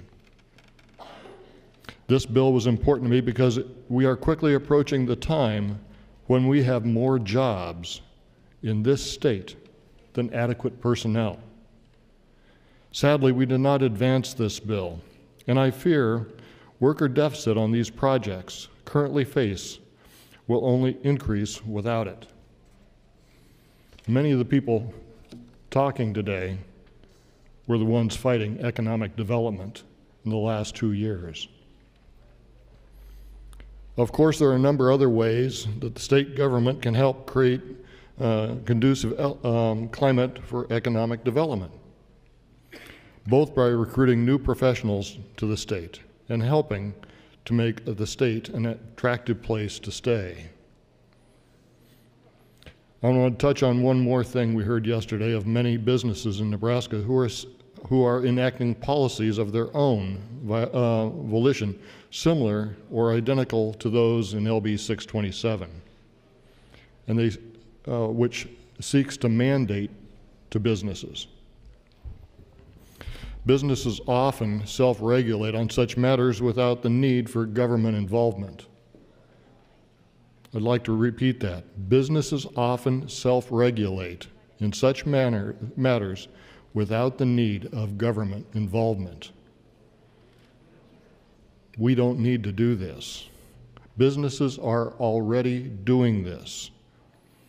I'm a firm believer in the market forces, and I suspect that these efforts will become more common if businesses find them to have a positive impact. Companies have previously enacted policies in other areas which have been argued to be in need of government mandate, such as climate concerns and social justice's issue. 1 minute. Thank you, Mr. President. In terms of potential economic benefit, I think it is likely that the market will respond without the need for government involvement if such policies would be economically beneficial. Businesses will handle this on their own. They don't need us to pass laws telling them what to do and what not to do. At the end of the day, there are a number of ways to address economic development, job creation, and encouraging companies and people to move to Nebraska. I have introduced some legislation to that effort and have spoken strongly in favor of others. Unfortunately, I'm not convinced that LB 627 has the potential to accomplish as much as some other ideas as it concerns economic development in Nebraska. Thank you, Mr. President. Thank you, Senator Lowe. Senator Hilgers. Thank you, Mr. President. Good morning, colleagues. I rise to touch on a point raised by a couple of my esteemed colleagues and friends who are also attorneys, Senator Matt Hansen and Senator Morfeld. I've been listening to the debate this morning, and I think both of them referenced the fact that they were attorneys and made some points, and when they said that, my ears pricked up a little bit, and I wanted to provide the body with at least some of my background and experience. And on one particular point that has been discussed but to some degree glossed over. Senator Hansen, and he and I had a great conversation off the mic and talked about this. I think to some degree Senator Morfeld made the same point, but it's really this point of whether or not a frivolous lawsuit is a real concern and is it a concern today. And I think Senator Matt Hansen made the point of saying, look, if someone wants to make mischief or wants to file a suit, they can do it today. They could file a frivolous suit today, and that is undoubtedly true. Someone can file any suit that they would like to file, but it doesn't really work the same way when you don't have a specific cause of action like that is contained within LB 627. So one example might be if an employee said, well, I want to sue my employer because they didn't pay me. Well, it's something that's pretty readily provable, pretty readily able to show that it's frivolous, and something that can be resolved pretty quickly, and I think generally doesn't quite happen. I think in the discrimination context, it is a little bit different. I think this has been borne out at the federal level and the state level and other contexts, and that is that it is easier to get past what we call the Rule 12 stage. And the Rule 12 stage is just the first stage, the first opportunity for someone to dismiss a frivolous lawsuit. So you file your complaint, you say, my employer didn't pay me my money, he or she took from me, and that's my complaint. And the employer can say, no, that didn't happen. It didn't meet the particular threshold, and the court can dismiss a frivolous case at the outset. And discrimination, so it doesn't quite work the same way, in part because of the nature of those types of claims. They tend to be a little bit more. They can be, not always, certainly. A little bit more he said, she said, he said, and it is easier to get past the Rule 12 stage. So to the extent that that's a data point for people to consider in this debate, and certainly I've listened to my colleagues, Senator Blood and Senator Hunt, Senator Pansing Brooks, Senator Kavanaugh this morning, and others, I know that that's not a point that will sway you. I understand that, and I understand your perspective. But there are others on the floor today who might think that, for instance, that we should treat people equally, but may have some skepticism that government action and creating causes of action can solve the societal ills that we wish to solve, who might generally have that skepticism, who might want to weigh that, and may ask the question, can you actually file a frivolous lawsuit, and would this bill change someone's ability to do that today or not? I think on balance, it would change the legal landscape. And to the extent that that's a relevant consideration for you, I wanted to make sure that the record was clear and that additional context was laid. With that, Mr. President, I'd yield the rest of my time to Senator Slama. Thanks, Senator Hilger. Senator Slama, 1 minute 50. Thank you, Mr. President. I've heard many references today to young people in the state and the perspective of women in this body. I wasn't planning on getting on the mic today, but since we're playing identity politics, I figured as a young female, I'd hop on the mic as opposed to having others speaking for me and making assumptions to that end. Would Senator Pansing Brooks yield to a question by Senator chance? Pansing Brooks, would you yield, please? Yes, I'm happy to. Great. Thank you, Senator. Would you say that sexuality and gender identity are something, even if it's outside of outward appearance or what society would typically assume of that person, are something that you're born with? I do think so, yes. Great. Thank you, Senator. I appreciate it. Senator Hunt, would you yield to a question? Senator Hunt, would you yield, please? Sure. Great. Would you say that gender and sexual identity are something that are fluid, could have some aspects of fluidity, and can evolve over time? I think that people over time can realize who they are and be more comfortable with that. And a lot of reasons people aren't is because of stigma like that perpetuated by this body. But you would say that gender fluidity is a truth among some people? Yes. Yes. Okay. Thank you. So my struggle with LB 627 isn't based on any type of religious opposition that's been brought up at a few different points today, but I'm confused as to how an employer is supposed to keep track of all of the different approaches a person can take to getting to their truth, whether they see themselves as they were born this way or they see their sexuality as evolving. How is an employer supposed to keep track of where every single one of their employees is at on that particular day and ensure that their workplace is hospitable to identities that the employer may not even be aware of at that point in time? So thank you, Mr. President. Thanks, Senator Slama. Senator Merman. Thank you, Mr. President. Good morning, colleagues. I again stand in opposition to LB 627. I would just like to share a email I got from a constituent in the district that I think represents many in the district very well. and also the same beliefs and ideas that I have. Dear Senator, under LB 627, in addition to creating a statewide protected class for sexual orientation and gender identity in employment, the first section of the bill expands the ability of all cities and villages to regulate discrimination based on sexual orientation and gender identity in public accommodations, not just employment. This creates a host of problems and unintended consequences. This proposal undermines constitutional freedoms, targets small businesses, threatens women's equality and privacy, and empowers the government to punish people of faith for their religious beliefs on marriage and sexuality. We all agree that arbitrary discrimination is wrong. Unfortunately, as we have seen across the country, laws like LB 627 are used as a sword against people with traditional understandings of marriage and sexuality, rather than as a shield against actual discrimination.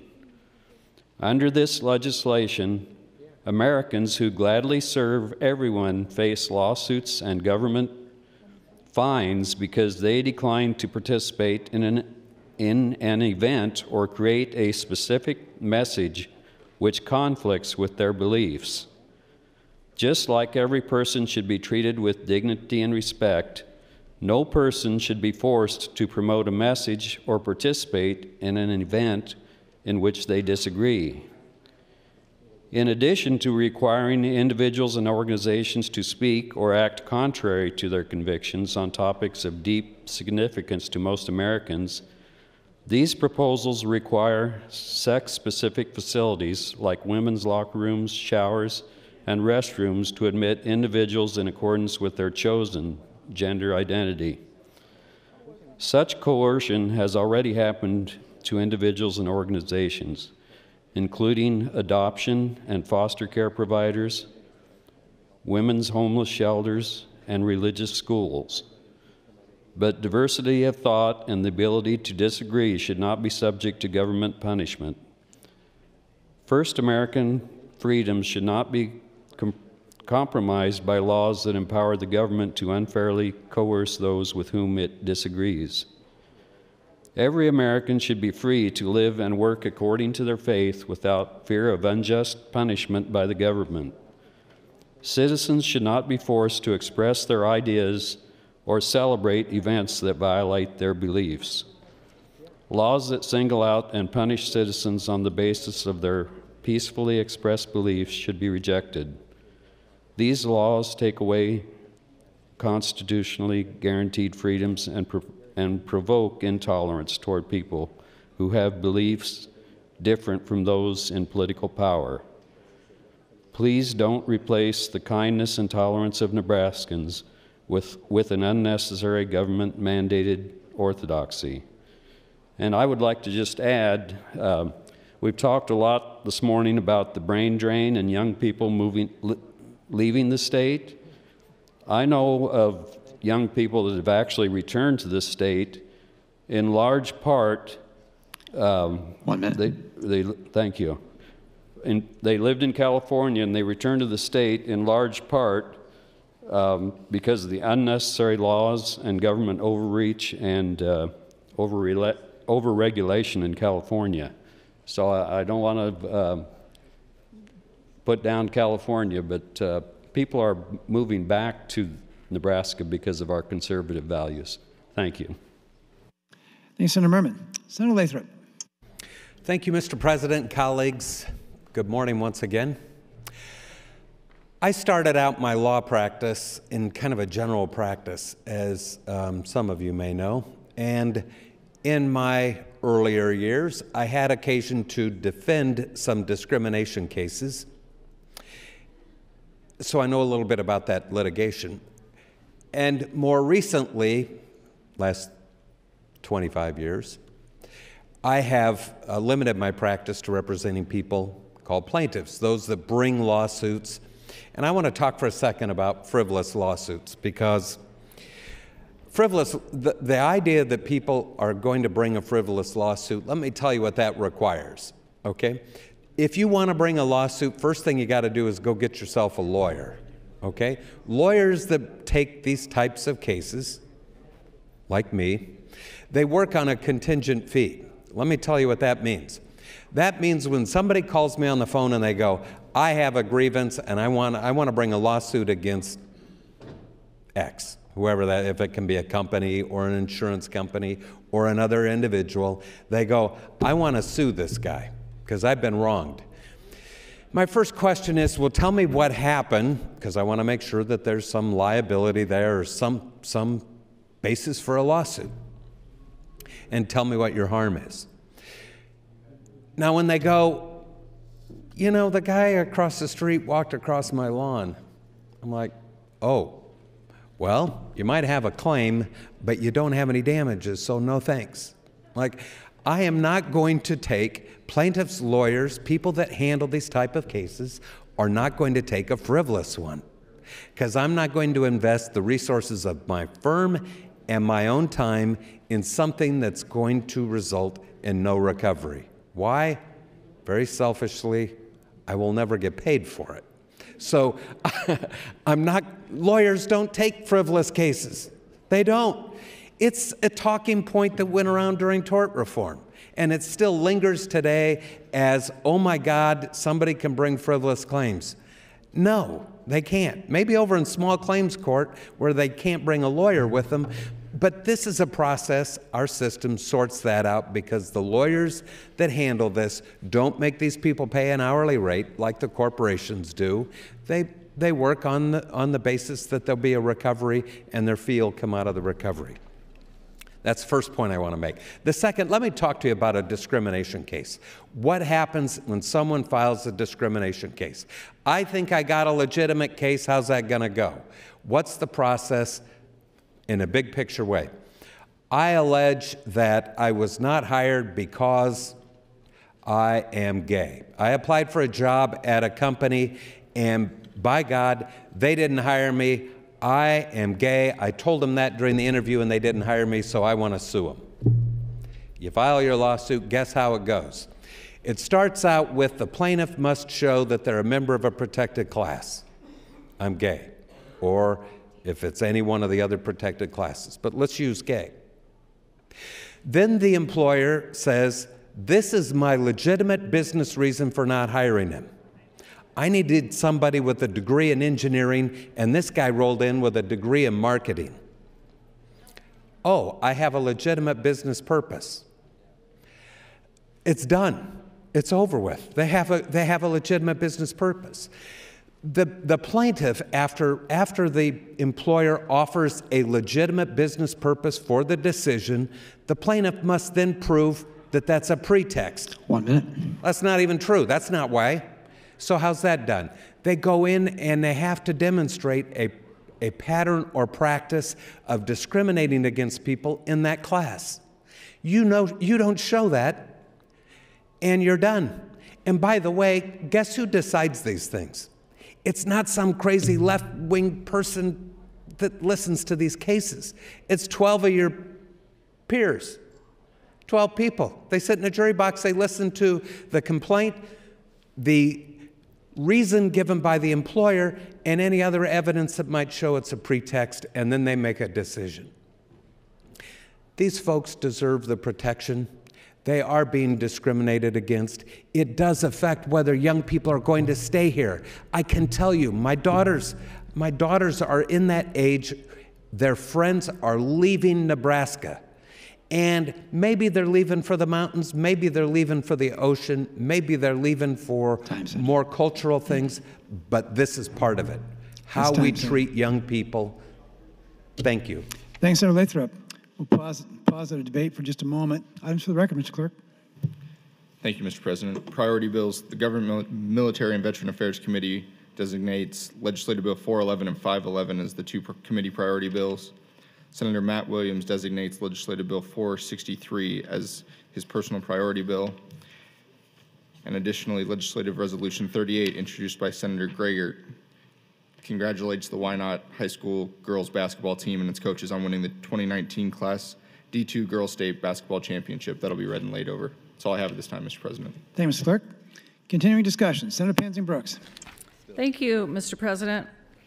First off, I think that Senator Slama wanted to play some gotcha politics, and by asking me whether or not I believe this is something that people are born with, and then she asked Senator Hunt about gender fluidity as if this was some big proof, because you can't be born with a fluidity. So to me, if we're going to start playing gotcha politics, Senator Slama, bring it on. So the next thing I'd like to talk about is Senator Lowe mentioned that we don't have enough jobs, so there's no need to encourage the LGBTQ people to stay here. That's just, I don't even understand that argument. Clearly the big cities are, and out in the western part of the state, they're trying to get Google and other companies to come. Because of course, with the companies come employees, come taxpayers, come people to help with all the property issues that we're having. So Senator Ben Hansen asked about some of the facts.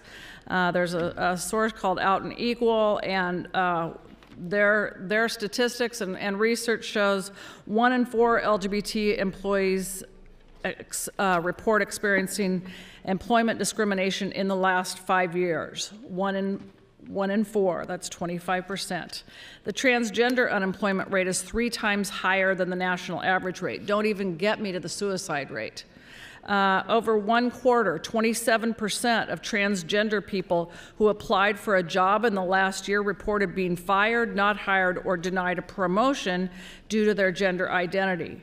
More than 3/4 of transgender employees take steps to avoid mistreatment in the workplace.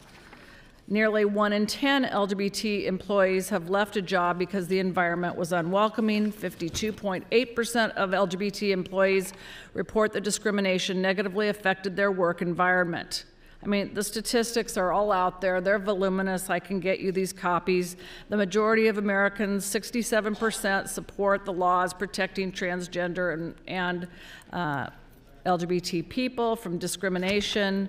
As far as the employees go, in 1996, only 4% of Fortune 500 companies included sexual orientation in their non-discrimination policies. 4%. Today, 92% of Fortune 500 companies welcome lesbian, gay, and bisexual employees with inclusive policies that protect against discrimination based on sexual orientation. But don't worry, you all know you're going to have so many more lawsuits. Those Fortune 500 companies, they're just wanting and asking for lawsuits. For the transgender employees, in 2002, just 3% of Fortune 500 companies had non-discrimination protections that included gender identity. Today, 82% of Fortune 500 companies include gender identity in non-discrimination policies. So again, these arguments are just bogus, and I will now give the rest of my time to Senator Morfeld. Thanks, Senator Pansy Brooks. Senator Morfeld, 1.5 minutes. Thank you, Mr. President. Thank you, Senator Pansy Brooks. I want to respond to Senator Slama's comments about how our employers supposed to keep track of all of this. What's the whole point? You shouldn't be keeping track of all of this. Why should you be keeping track of who somebody goes home to at the end of the night after they've worked a hard day's work for you? You know what else is fluid but also protected currently under law? Religion, marital status. You can't fire or hire somebody based on religion or marital status, but you can change your religion and your marital status. There's many people in this body who I know have changed their marital status. But yet you can fire somebody simply because they're gay and how they were born? It makes no sense. These are not factors that should be taken into consideration as an employer. I probably employ more people than anybody else in this body, and I deal with all kinds of employment issues, but I'll tell you that I've never dealt with one like this because we judge people based on their work ethic, not who they love, not who they marry, not who they go home to. There's all kinds of fluid protected statuses currently in statute. That is a ridiculous argument. Colleagues, let's pass LB 627 and put this to rest. Thank you. Thanks, Senator Morfeld. Senator Groene. Thank you. I hesitated to stand here because this is one of those issues I just don't get. I've evolved so far past this. For my religion, I studied the Word. I finally caught it one day after years. The book isn't about your flesh. When you hear somebody says, I got cancer, or I got this or that, it's not about your flesh. Christ, the apostles, nobody's ever defined or described in there. It's about your soul, folks. It's about your spirit. I don't understand people who define themselves by their flesh. They just don't get it. I will never do that to anybody. I define you by your character, by your work ethic, by your intellect, by the way, if I hire you. I don't care. Bigots describe people by the flesh in law, not Christians. By the way, unlike the Tourism Bureau of this state, Nebraska isn't for everybody. North Platte and Lincoln County is. If the bigots in eastern Nebraska are defining you by who you sleep with, we need workers. Come to North Platte. We don't care. Show up for work. Have good character. Treat your neighbors as you treat yourself. Tell a few jokes. Go to the church you want to. Some will accept your beliefs, some won't. Choose the one you want to go to. That's freedom. Don't tell the church they have to hire you. Don't tell the religious organization they have to hire you. There are churches for everybody and religions for everybody in America. This is bigotry. I looked up the word discrimination. Here's what it says. If I can find the paper. To distinguish one by a characteristic. And then from there to go forward and to be prejudiced against them. I would be deeply offended if the law said overweight 6'1" guys with white hair are protected.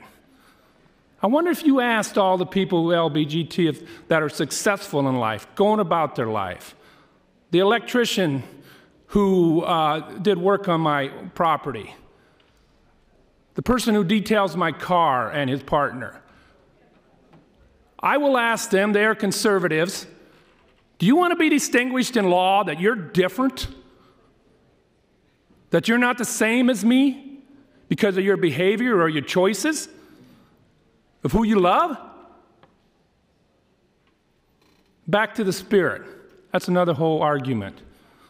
That's between you and God, your behavior, and what is acceptable to the God and your understanding of Him. But I know this. There's more prejudice out there against people because of law.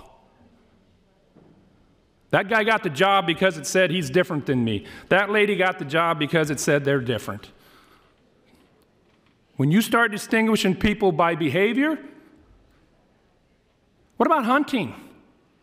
Can Senator Chambers fire somebody because he finds out one of his employees likes to hunt mountain lions? Well, what if they like to hunt pheasants? What if they like to hunt deer? They're all different. Where do you stop? I like the bill we did the other day, Senator Albrecht's. You cannot discriminate. Just leave it at that. Just leave it at that. You know, you talk about alphabets. Start looking at some of these discrimination. We got an alphabet of defining people by their behavior and who they are and their flesh. Get over the flesh, people, and live a life. Live it in the Spirit. Amen. Thank you.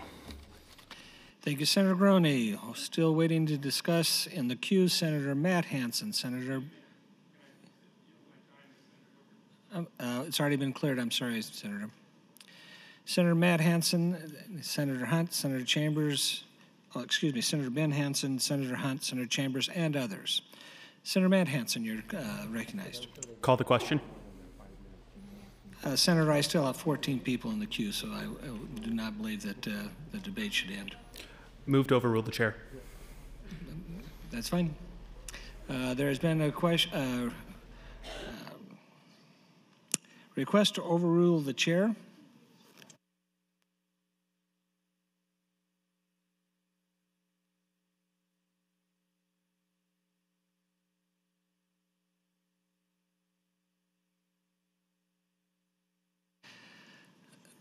Colleagues, as this may be some of your first attempt at overruling the chair, the process will go as following. Senator Hansen will be eligible to discuss or open on his request to overrule the chair. All members are able to speak once to the motion. You may not yield your time. You can only use your time. And when we are finished with discussion, Senator Hansen will be allowed to close on his motion, and then we will vote. A simple majority will take care of that. Senator Hansen, you're welcome to open. Thank you, Mr. President, and good morning, colleagues. So colleagues, from my perspective, what just happened there, as you know, this session and past sessions, Speaker Scheer has implemented a rule where you get 3 hours of debate before it comes off the agenda. And by my tracking of the debate, we were about 2 hours and 45 minutes, maybe 2 hours and 40 minutes when I got into the queue, or sorry, when my turn came up in the queue and I spoke to call the question. And the procedure for calling the question is when a senator moves the question, when the senator calls the question, we ask for 5 hands, and if there are 5 hands, we go to a vote, and if 25 people vote yes, we end debate, and Senator Pansing Brooks in this case would get a close on her pending motion. By our standards, that is an opportunity we have, and it is normally determined to be left up to the body, because there are 2 hurdles for a senator who wants to call the question and end debate on a particular motion. One, there's whether or not you can get 5 hands, which is the equivalent of asking for 5 seconds, and there is an overall vote of 25, so the majority of the body would have to agree. The reason I called the question this morning was that we were approaching the 3-hour cutoff, and there has been no motion on this bill. There's been no amendments on this bill. We've had 2 hours and 40 minutes of discussing a single item. Most people in the queue have spoken twice. I think there's some people with yielding time have spoken multiple times, if not more. We've had a full round of debate, in my mind, over 2 hours and 40 some minutes, and that will lead to a final debate on LB 627. Having not called the question, we would reach the situation in which we would not be able to get a vote on this bill, which is fine. That is something the body can do if they decide to not accept the call of the question motion. However, that would create a principle where if you have a bill up for 3 hours and there's no motions, there's no dilatory motions, there's no nothing, there's no committee amendments, there's no multiple questions aside, there's a single up and down vote in the bill, we as a body would be unable to have a vote on it. I was talking with other supporters of the bill, and I got asked to call the question because we noticed in the queue that Senator Groene hadn't spoken. And I was the first question after Senator Groene, but before the 3-hour window.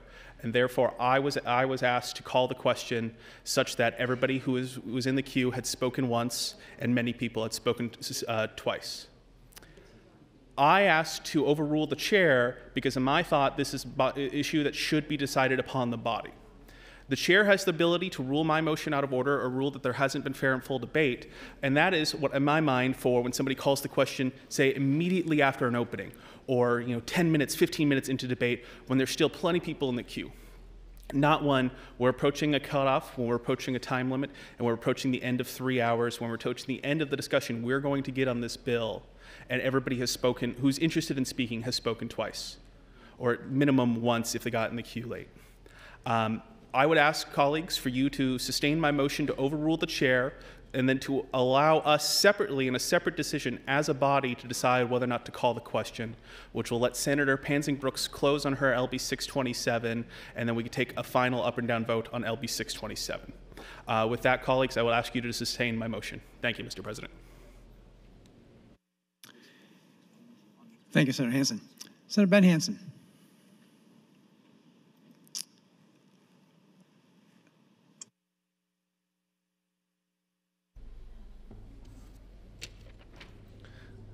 Thank you, Mr. President. It's a little new to me, so I just assume I can ask questions like normal to somebody, right? Okay, thank you. I just had a couple of clarifying questions pertaining to this bill. Again, when we make new laws, I like to make sure that they're justifiable, make sure that they're needed, and I think that's where some of these questions kind of stem from. And so I had a question for Senator Lathrop, since he's kind of the legal expert in this matter. Senator Lathrop, would you yield, please? Yes, I'd be happy to. Thanks. Just trying to figure out the necessity of this bill. Have there been a lot of lawsuits, maybe within the last 5 to 10 years, that were filed pertaining to discrimination in reference to gender identity? Have there been a lot of people fired due to gender identity? So I think they're separate questions. One is whether there have been a bunch of people fired, and the other is whether there's been a bunch of lawsuits. I expect there hasn't been a bunch of lawsuits because it's not statewide, at least, against the law to fire somebody. In Omaha, I don't think they've experienced a large number of lawsuits after they pass that ordinance, or very few claims, actually. It sort of begins to guide people's behavior and becomes no problem after a time. On the question of how many people get fired, how many people have the terms and conditions of their employment altered on account of their sexual orientation, I think Senator Pansing Brooks probably better answer that than I. Okay. That's not my practice area now. I think you clear that. You're right. You clear that up for me. I misspoke. I meant lawsuits as opposed to firing. So, thank you. There's lots of lawsuits for a lot of reasons, sure, including divorce. Just a little more specifically, like gender identity. Like, how many lawsuits have we had recently due to gender identity discrimination? So, where they have an ordinance in Omaha, I don't think they've experienced some explosion of these cases. Sure. That's what I was kind of wondering. So. And I think one more thing in reference to what Senator Morfeld said, I believe he is correct that it is not, in my opinion, kind of an employer's right to know what people are doing in the bedroom, but I think it does pertain to what's going to happen in the workplace, what kind of behavior or action we're making a law for now, and what kind of effect that would have in their workplace. And I think that's maybe kind of a little bit the particular about why maybe an employer might have a vested interest in this bill and the outcome it will have on the workplace where they're at. So that's all I had. Thank you very much, Mr. President. Thanks, Senator Hansen. Senator Chambers. Thank you. Mr. President, for once, I'm going to be very brief. I've been in this world longer than anybody on this floor. I have experienced discrimination when it comes to employment. The businesses, they don't solve these problems. There was a restaurant down from Creighton University when I was a student there all those years ago, which would not serve black students. When I went to Creighton University, they had off-campus housing, but they would not rent to black students. And when I went to the president of the university and said, when these black people send their children here and they don't have access to all the benefits of the white students, you ought to charge them less in their tuition. And he said, I ought to hit you in your mouth. I said, you what? He said, you'd probably hit me back, wouldn't you? I said, awfully hard. It wasn't a joke to me. There is discrimination everywhere. Black people could not drive buses. Black people could not work for Coca-Cola. I'm going to tell all you so-called Christians a thing or two. What this bill is, it's a plea for the recognition of people's human dignity, of their humanity. You white men have been blessed, if you want to call it that, with white privilege all your life, so you don't even know what it means to discriminate. You're the ones who do it. I don't see why you want to exclude people from the human family when the Bible that the Christians say they believe in indicated that of one blood, God made all men who are on the face of the earth. I'm a person without a corpuscle of religion, but I'm a better Catholic than the Catholics because I know what they're supposed to believe, but I practice. I'm a better Christian than the Christians, though I don't have an ounce of religion, because I do feel and know that every person is my brother, every woman my sister, and I'm my brother and sister's keeper. And all the years I've been in this legislature, I have worked hard, assiduously, for those people, regardless of race, religion, or anything, because they're human beings, and that's what I'm looking at, to make sure that they were not discriminated against. I had farmers bring a petition to have me go to Washington and represent them during the farm crisis. They said I was the only one in the legislature whose integrity they respected. Those farmers didn't like me. They wanted something, but they also knew the manner of man that I am, despite their hatred and the things they say in other situations. I'm going to vote to overrule the chair. I'm accustomed to casting votes on the short end, but I will tell you all something. Because of the course that this bill has taken, the invocation of the Constitution to show that people can be discriminated against, the hypocritical plea to religion and invocation of religion to justify discrimination. I never hear any of you talk about your religion when we're trying to get help for the homeless, the sick, the halt, the lame, the ones Jesus was concerned about. I've never heard any of you invoke the Constitution to ensure the rights of those you hate would be respected. I don't like what Senator Merman said. I don't know that gentleman's name. I don't like what he said. But you let one of them be mistreated, and there's something I can do to stop it, and I will. You all won't do that. You are hateful people. You're narrow-minded.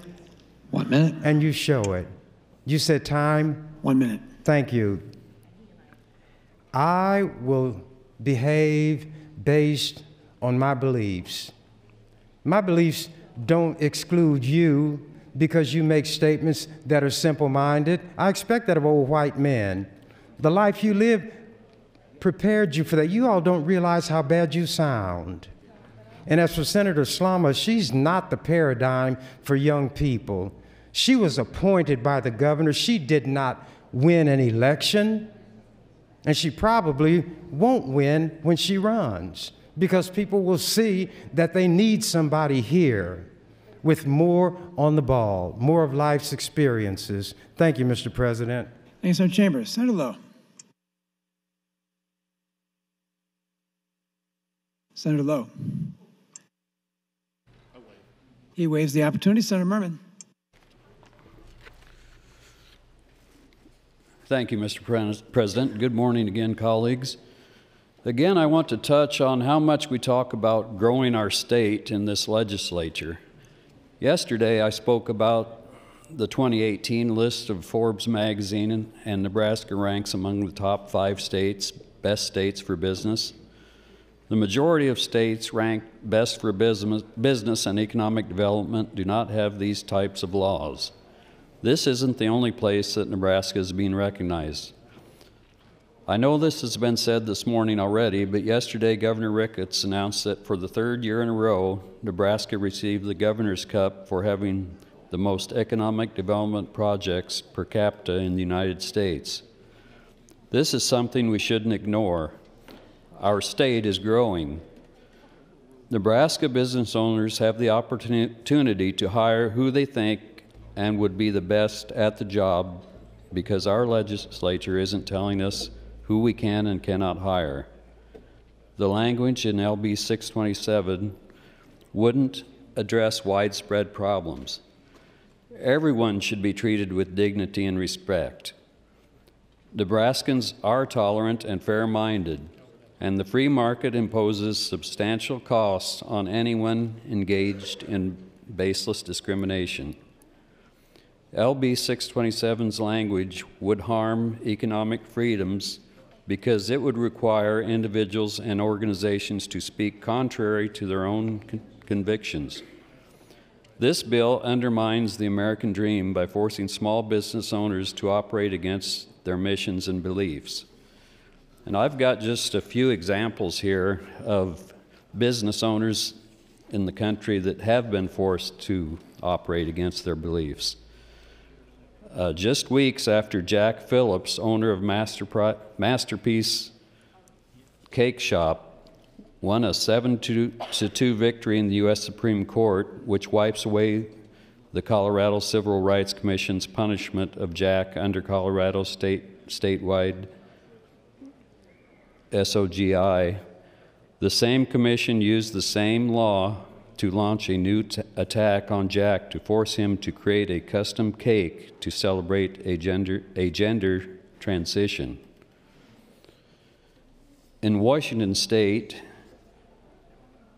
the ACLU sued Baronelle Stutzman and her shop, Arlene's Flowers, under Washington's SOGI because she declined to create custom floral arrangements celebrating the same-sex wedding ceremony of a longtime friend and customer, whom she had served for nearly a decade. She now faces the risk of losing everything she owns. Telescope Media Group owners Carl and Angel Larson are filmmakers who use the storytelling power of film to celebrate marriage. But Minnesota SOGI forces them to create films about marriage that violate their beliefs under threat of civil penalties, criminal penalties, fines, and up to 90 days in jail. An advocacy group filed a complaint under Lexington, Kentucky's municipal sexual orientation and gender identity laws against Blaine Adamson, who owns Hands On Originals, a promotional painting company, for declining a request to print a particular design. Blaine serves everyone, but can't print messages that conflict with his conscience. 1 minute. Thank you. Government officials under SOGI laws force churches and faith-based organizations to violate their sincerely held beliefs. Iowa and Massachusetts officials interpreted their state SOGIs to apply to churches, meaning they could be prosecuted for operating consistently with the church's doctrines or for ensuring visitors use sex-specific restrooms and changing areas. Thank you, Mr. President. Thanks, Senator Merman. Senator Hilgers. Thank you, Mr. President. Good morning, colleagues. I rise to speak on 2 points, the second of which will be the question before us, which is the motion to overrule the chair from Senator Hansen. I did want to just briefly follow up on the conversation and dialogue that I was sort of having with Senator Lathrop, and he made 2 points, which I think are good ones and I think are worth unpacking. If you recall, when I was on the mic a little bit ago, I made the point that, well, look, once you add a cause of action into our statutes, it actually increases the likelihood of suits being filed that may not have merit. Now, whether or not that matters to you is a separate question, but at least on that particular point, I put down on the record that I thought adding a cause of action would increase the potential for lawsuits and maybe meritless ones. And Senator Lathrop responded in 2 ways, and I'll take the second point first. The second point is he said, look, on these discrimination cases, how it works is you make your claim, and then the business responds and says, no, we had a real business reason for what we did. It wasn't based on discrimination. And then if the business shows that, then the plaintiff has the opportunity to show that, oh, that's just pretext. Senator Lathrop is absolutely correct. Absolutely correct. But I would make 2 points. The first is the companies that are able to do the type of documentation that Senator Lathrop describes and that is in law are the companies that are the larger companies with resources, sophisticated HR departments, and the like. Certainly there are small businesses who have the same capability, but in general, the ones that have more resources are the ones who can make that defense. Smaller companies, fewer resources, less sophistication, generally don't have that same type of defense that they put forward. Doesn't happen all the time. I'm certainly not suggesting that. But the second point is, and I think it's embedded in this, is that if you even get to the second stage, that means you've gotten past the first stage. And the point that I was making is when you get past the first stage in a lawsuit, it increases the risk of exposure to the defendant regardless of the merit, because going to trial puts them at risk, and it increases settlement to avoid that potential exposure, regardless of the merits. And so Senator Lathrop is correct to say that this is the way the procedure works, but it only, I think, buttresses the point that I was making, which is that if you can get past the Rule 12 stage, the motion to dismiss on the pleading stage, you increase the likelihood of settlement regardless of the merits of the case. So that was the first point he made, or the second point that I took in reverse order. The other point that he made is like, look, I do these types of cases, and I do diligence, and I make sure that I don't bring frivolous cases. And again, I don't know Senator Lathrop's practice, but I have every reason to believe that's precisely how he's operated for the 30 years or so that he has practiced law. It is not, however, how everyone practices law. And also, the nature of these types of cases doesn't always lend itself to determining through due diligence from the lawyer's perspective whether a case is meritless. When you have a he said, she said, if it's meritless but you have someone claiming something, how are you supposed to know whether or not it's true? Now, some lawyers may say, I don't believe you, I'm not going to take the case because I don't want to put my time into a non-profitable endeavor that I don't believe in. Certainly fair. Other lawyers might say, you know, I'm not quite sure. If we can get past this first stage of the case, maybe there's a settlement, or maybe there can be some resolution that'll help you, and we don't have to go to trial. I'm not saying Senator Lathrop's wrong on either point, but I am saying that it's a complex dynamic, and when you add a cause of action, it changes the current legal framework that we currently have today, with some consequence. Now, whether those consequences matter to you is a separate question, but I think it's important to have on the record exactly what those consequences from a legal perspective might be. On the merits of the motion in front of us, the question in front of us, which is to overrule the chair, I oppose that motion. I oppose that attempt to overrule the chair, and it's pretty simple, I think, from my perspective. Rule 7.4 gives the chair in his or her discretion to determine whether or not full and fair debate we've actually had full and fair debate. And it says in 7.4, the presiding officer, thank you, Mr. President, whether that's the Lieutenant Governor or the Speaker or someone else, the presiding officer may rule the previous question out of order if, in the presiding officer's opinion, a full and fair debate has not been afforded due to the complexity of the subject matter. That's exactly what Speaker Scheer did when he sat in the chair. Now, if we overrule that decision, if we say with 14 people in the queue, 2.5 hours into debate on a contentious, complex issue, that full and fair debate has had, what we will be saying, we will lay down precedent that, in my view, will undermine our filibuster mechanisms. Because in any future contentious, whether it's property tax or any other issue that we have before this body, where a lot of people want to speak and a lot of people want to be heard, if we can rely on this precedent, if we overrule the chair and say, 2.5 hours, we want to get a vote, so let's just forget about that filibuster rule and let's just get straight to the vote. I understand completely what Senator Matt Hansen was trying to do. I completely understand, and there will be a time where I will be in his shoes, I am sure. However, I don't believe it's the right decision to overrule the chair, and I'd urge you to vote red on that particular motion. Thank you, Mr. President. Thanks, Senator Helgers. Speaker Scheer. Thank you, Mr. President. Colleagues, when I went to the chair to relieve the Lieutenant Governor, I did so for a short period of time. I don't look at how much time is left in relationship to a bill before it would have to have a cloture vote or being limited to 3 hours the first time. I simply look at how many people are wishing to speak. When Senator Matt Hansen made the motion to call the question, I looked directly at the queue. There were 14 members waiting to speak on this item. To me, that says that discussion has not ended. There is still a matter of full and fair debate. I would remind some of you that as we discussed the rules earlier this year, there was a big hesitancy that 3 hours was not enough, that we had to have 6 continuous hours of debate. And now here we are, some of those same people that were being critical of a 3-hour that had to have 6-hour, trying to overrule the chair's position that if there are 14 people still waiting to speak on an issue, that we're done with the discussion. You can't have it both ways. If we're going to have full and fair debate, let's have full and fair debate. I'm sorry if, in this case, we will have gone past the threshold if indeed we were trying to get a vote on this. I don't determine how many people are in the queue. You folks determine that. But I also have to be cognizant of how many people are wishing to speak. There were 14.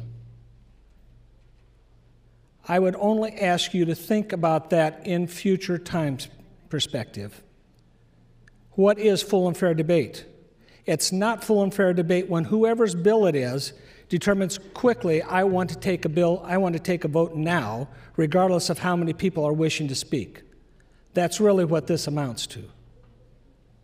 It's a pretty dangerous position to put the rest of this body into, and it's a terrible precedent to set for the rest of this biennium. I would ask you and urge you to vote red on this. And yes, indeed, we have now passed 1123, which was the 3-hour threshold. I didn't make that determination of not allowing the call of the question. My ruling was based on the people waiting to speak, not how close we may or may not have been to a 3-hour threshold. That's not my job. My job is to determine to make sure that everybody gets a fair opportunity to speak as many times as they wish, up into that limit. Not determining if one person got to speak once, it's however many times they wish to speak. And I believe I heard that earlier this year as we discussed the rules. So be careful how you vote, because you are going to put our system in jeopardy. Again, I would urge you to vote red on this. Thank you, Mr. President. Thank you, Mr. Speaker. Before proceeding, Senator Crawford announced some guests visiting today. We have with us 32 fourth graders from the Cornerstone Christian School in Bellevue, Nebraska, all with us in the North Belk. If those students can please rise, I'd like to welcome you to the Nebraska Legislature.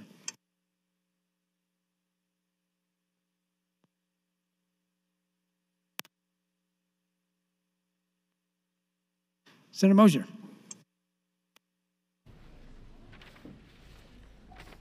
Thank you, Mr. President.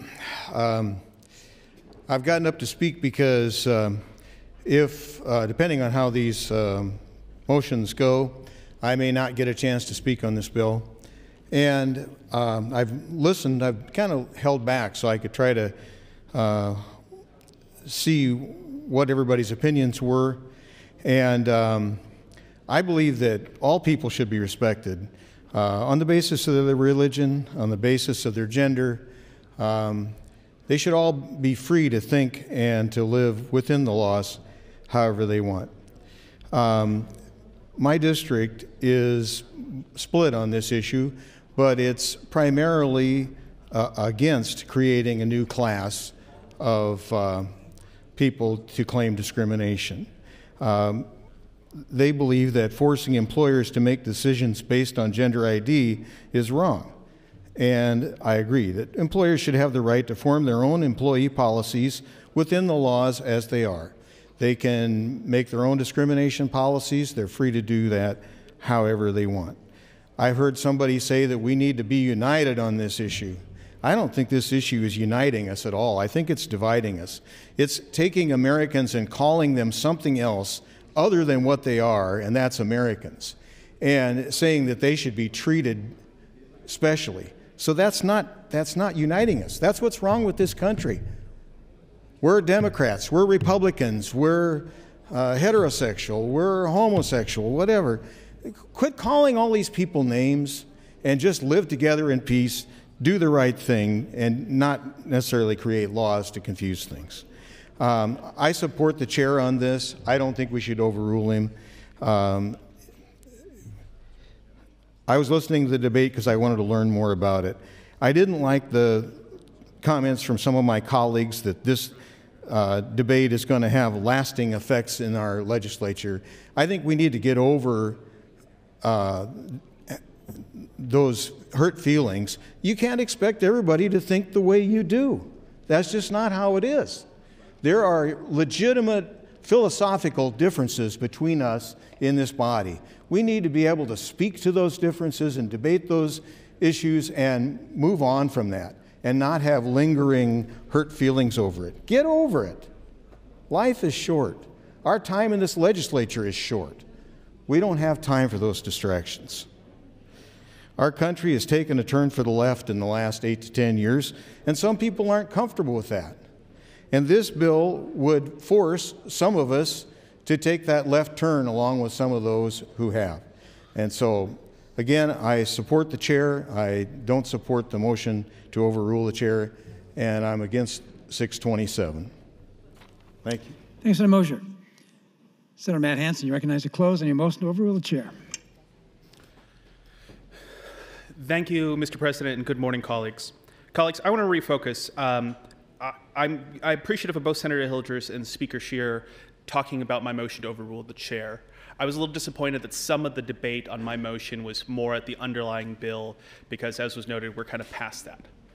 I want to call and make it very clear that I did not make this motion to overrule the chair lightly. I don't have a final count, but I think in my 4+ years serving in this legislature, this might be the 4th motion to overrule the chair, period. And certainly the first one that I can remember making myself. And the reason I brought it is we're getting into this discussion on what is full and fair debate. And if we do not sustain my motion to overrule the chair, we will have a double standard where 3 hours is wasting time and it needs to come off the agenda, but 3 hours is also not enough time for full and fair debate for a vote on a single motion. Now, in many other instances in which we need to invoke the cloture motion, if you watch Senator Chambers or others who have done it over the years, there'll be a series of motions or bills or amendments in order to keep the underlying question from ever being debated, because the principle is you can call the question on the underlying motion. And that is a principle, that is a majority vote, and that is with a higher standard of getting the 5 hands, the 5 seconds. So we're in this situation with LB 326 where I think it's contradictory to do it the way we're doing it, where we can debate for close to 3 hours on a single motion and there is not full and fair debate. However, we also have the policy of saying 3 hours is too much of our time on the floor to debate a single bill before it has to come off and prove a higher vote standard. And so we're at the crux of these two principles coming together. By all means, let's use this as an opportunity to kind of decide which way as a body we want to go. Moving to overrule the chair is not something I've done lightly. It's not something, there's other times I've disagreed with chair's rulings and I've not made this motion, and I would certainly not to make this motion seem like it was a simple motion. But working with the supporters of this bill, working with Senator Pansing Brooks, working with other co-sponsors of this bill, we want a vote up or down. And that was something we were trying to do with my attempt to call the question. And the Speaker, as the presiding officer, overruled the opportunity to even put that to a vote. And that is itself a dangerous precedent to say. I would submit that if we're not going to argue full and fair debate is the 3 hours on a single question, we're going to have a conversation on that. But if it's not full and fair debate, why is it leaving our agenda and why are we no longer being able to debate it? So colleagues, this is an opportunity for you to put your mark on whether or not you think anti-discrimination laws for LGBT folks in our communities, in our state, is even worthy of discussion in the legislature, is even worthy of a vote. All other precedents aside, if you think that is something we deserve our constituents the right to have a vote to decide whether or not some of our constituents are discriminated against, you will support my motion to overrule the chair and then allow us to call the question. And that's all we're trying to do, is then to call the question, let Senator Pansing Brooks close on her bill, and take an up or down vote on the bill. I would ask the body to think about this and support my motion to overrule the chair, because in 3 hours of debate on a single motion should be enough to allow us at a minimum as a body to decide if it's full and fair debate. With that, Mr. President, I would ask for a call of the House. Thanks, Senator Hansen. There's been a request to place the House on a call. The question is, shall the House go on a call? Those in favor vote aye. Those opposed vote nay.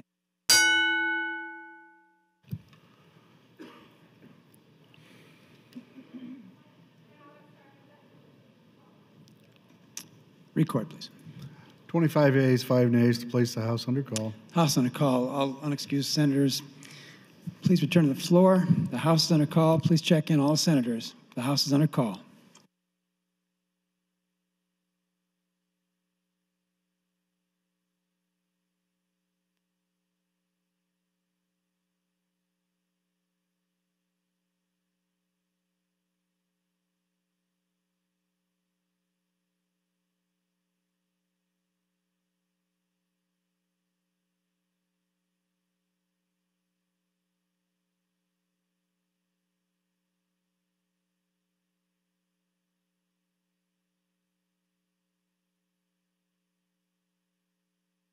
Senator Van Hansen, if you check in. Senator Groene and Senator Vargas, please return to the floor and check in.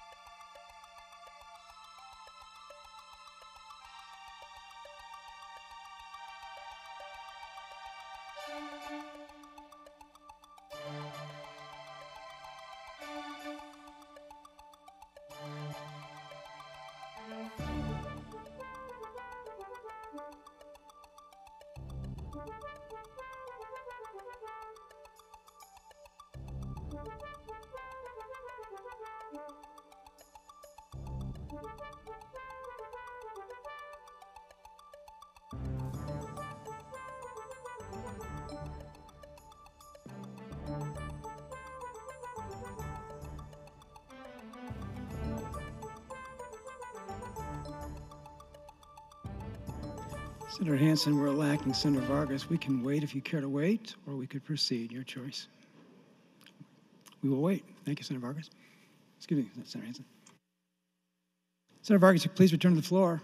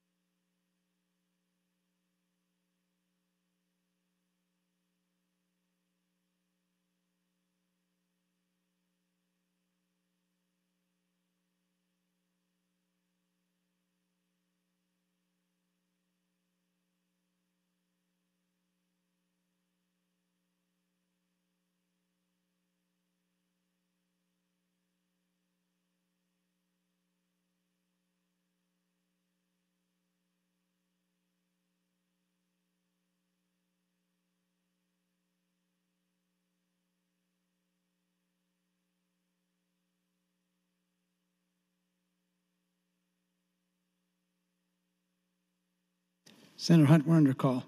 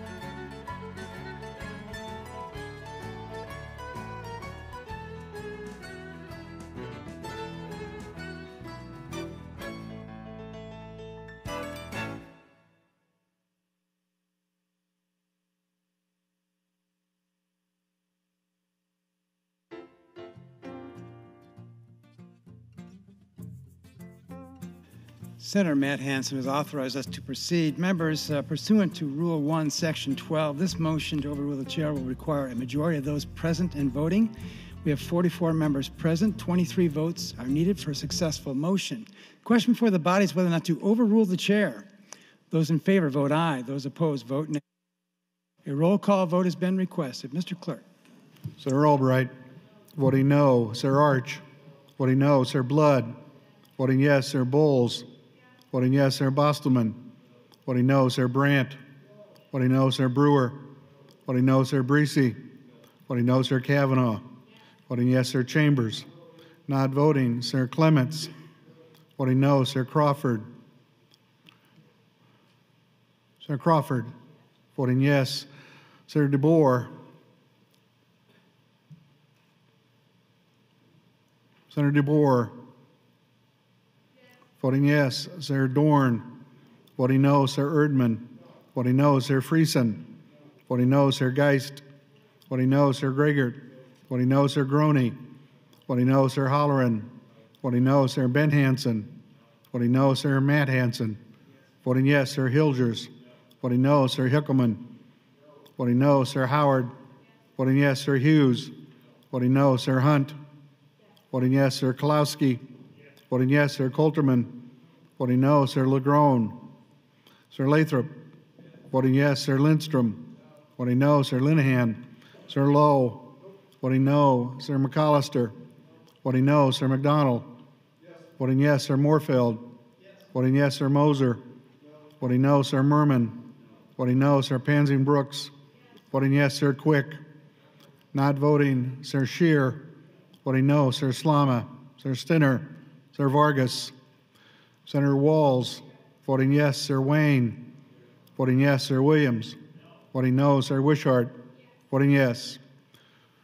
16 ayes, 26 nays, Mr. President, to overrule the chair. The motion is not successful. I raise the call. Items for the record, Mr. Clerk. I do, Mr. President. Thank you.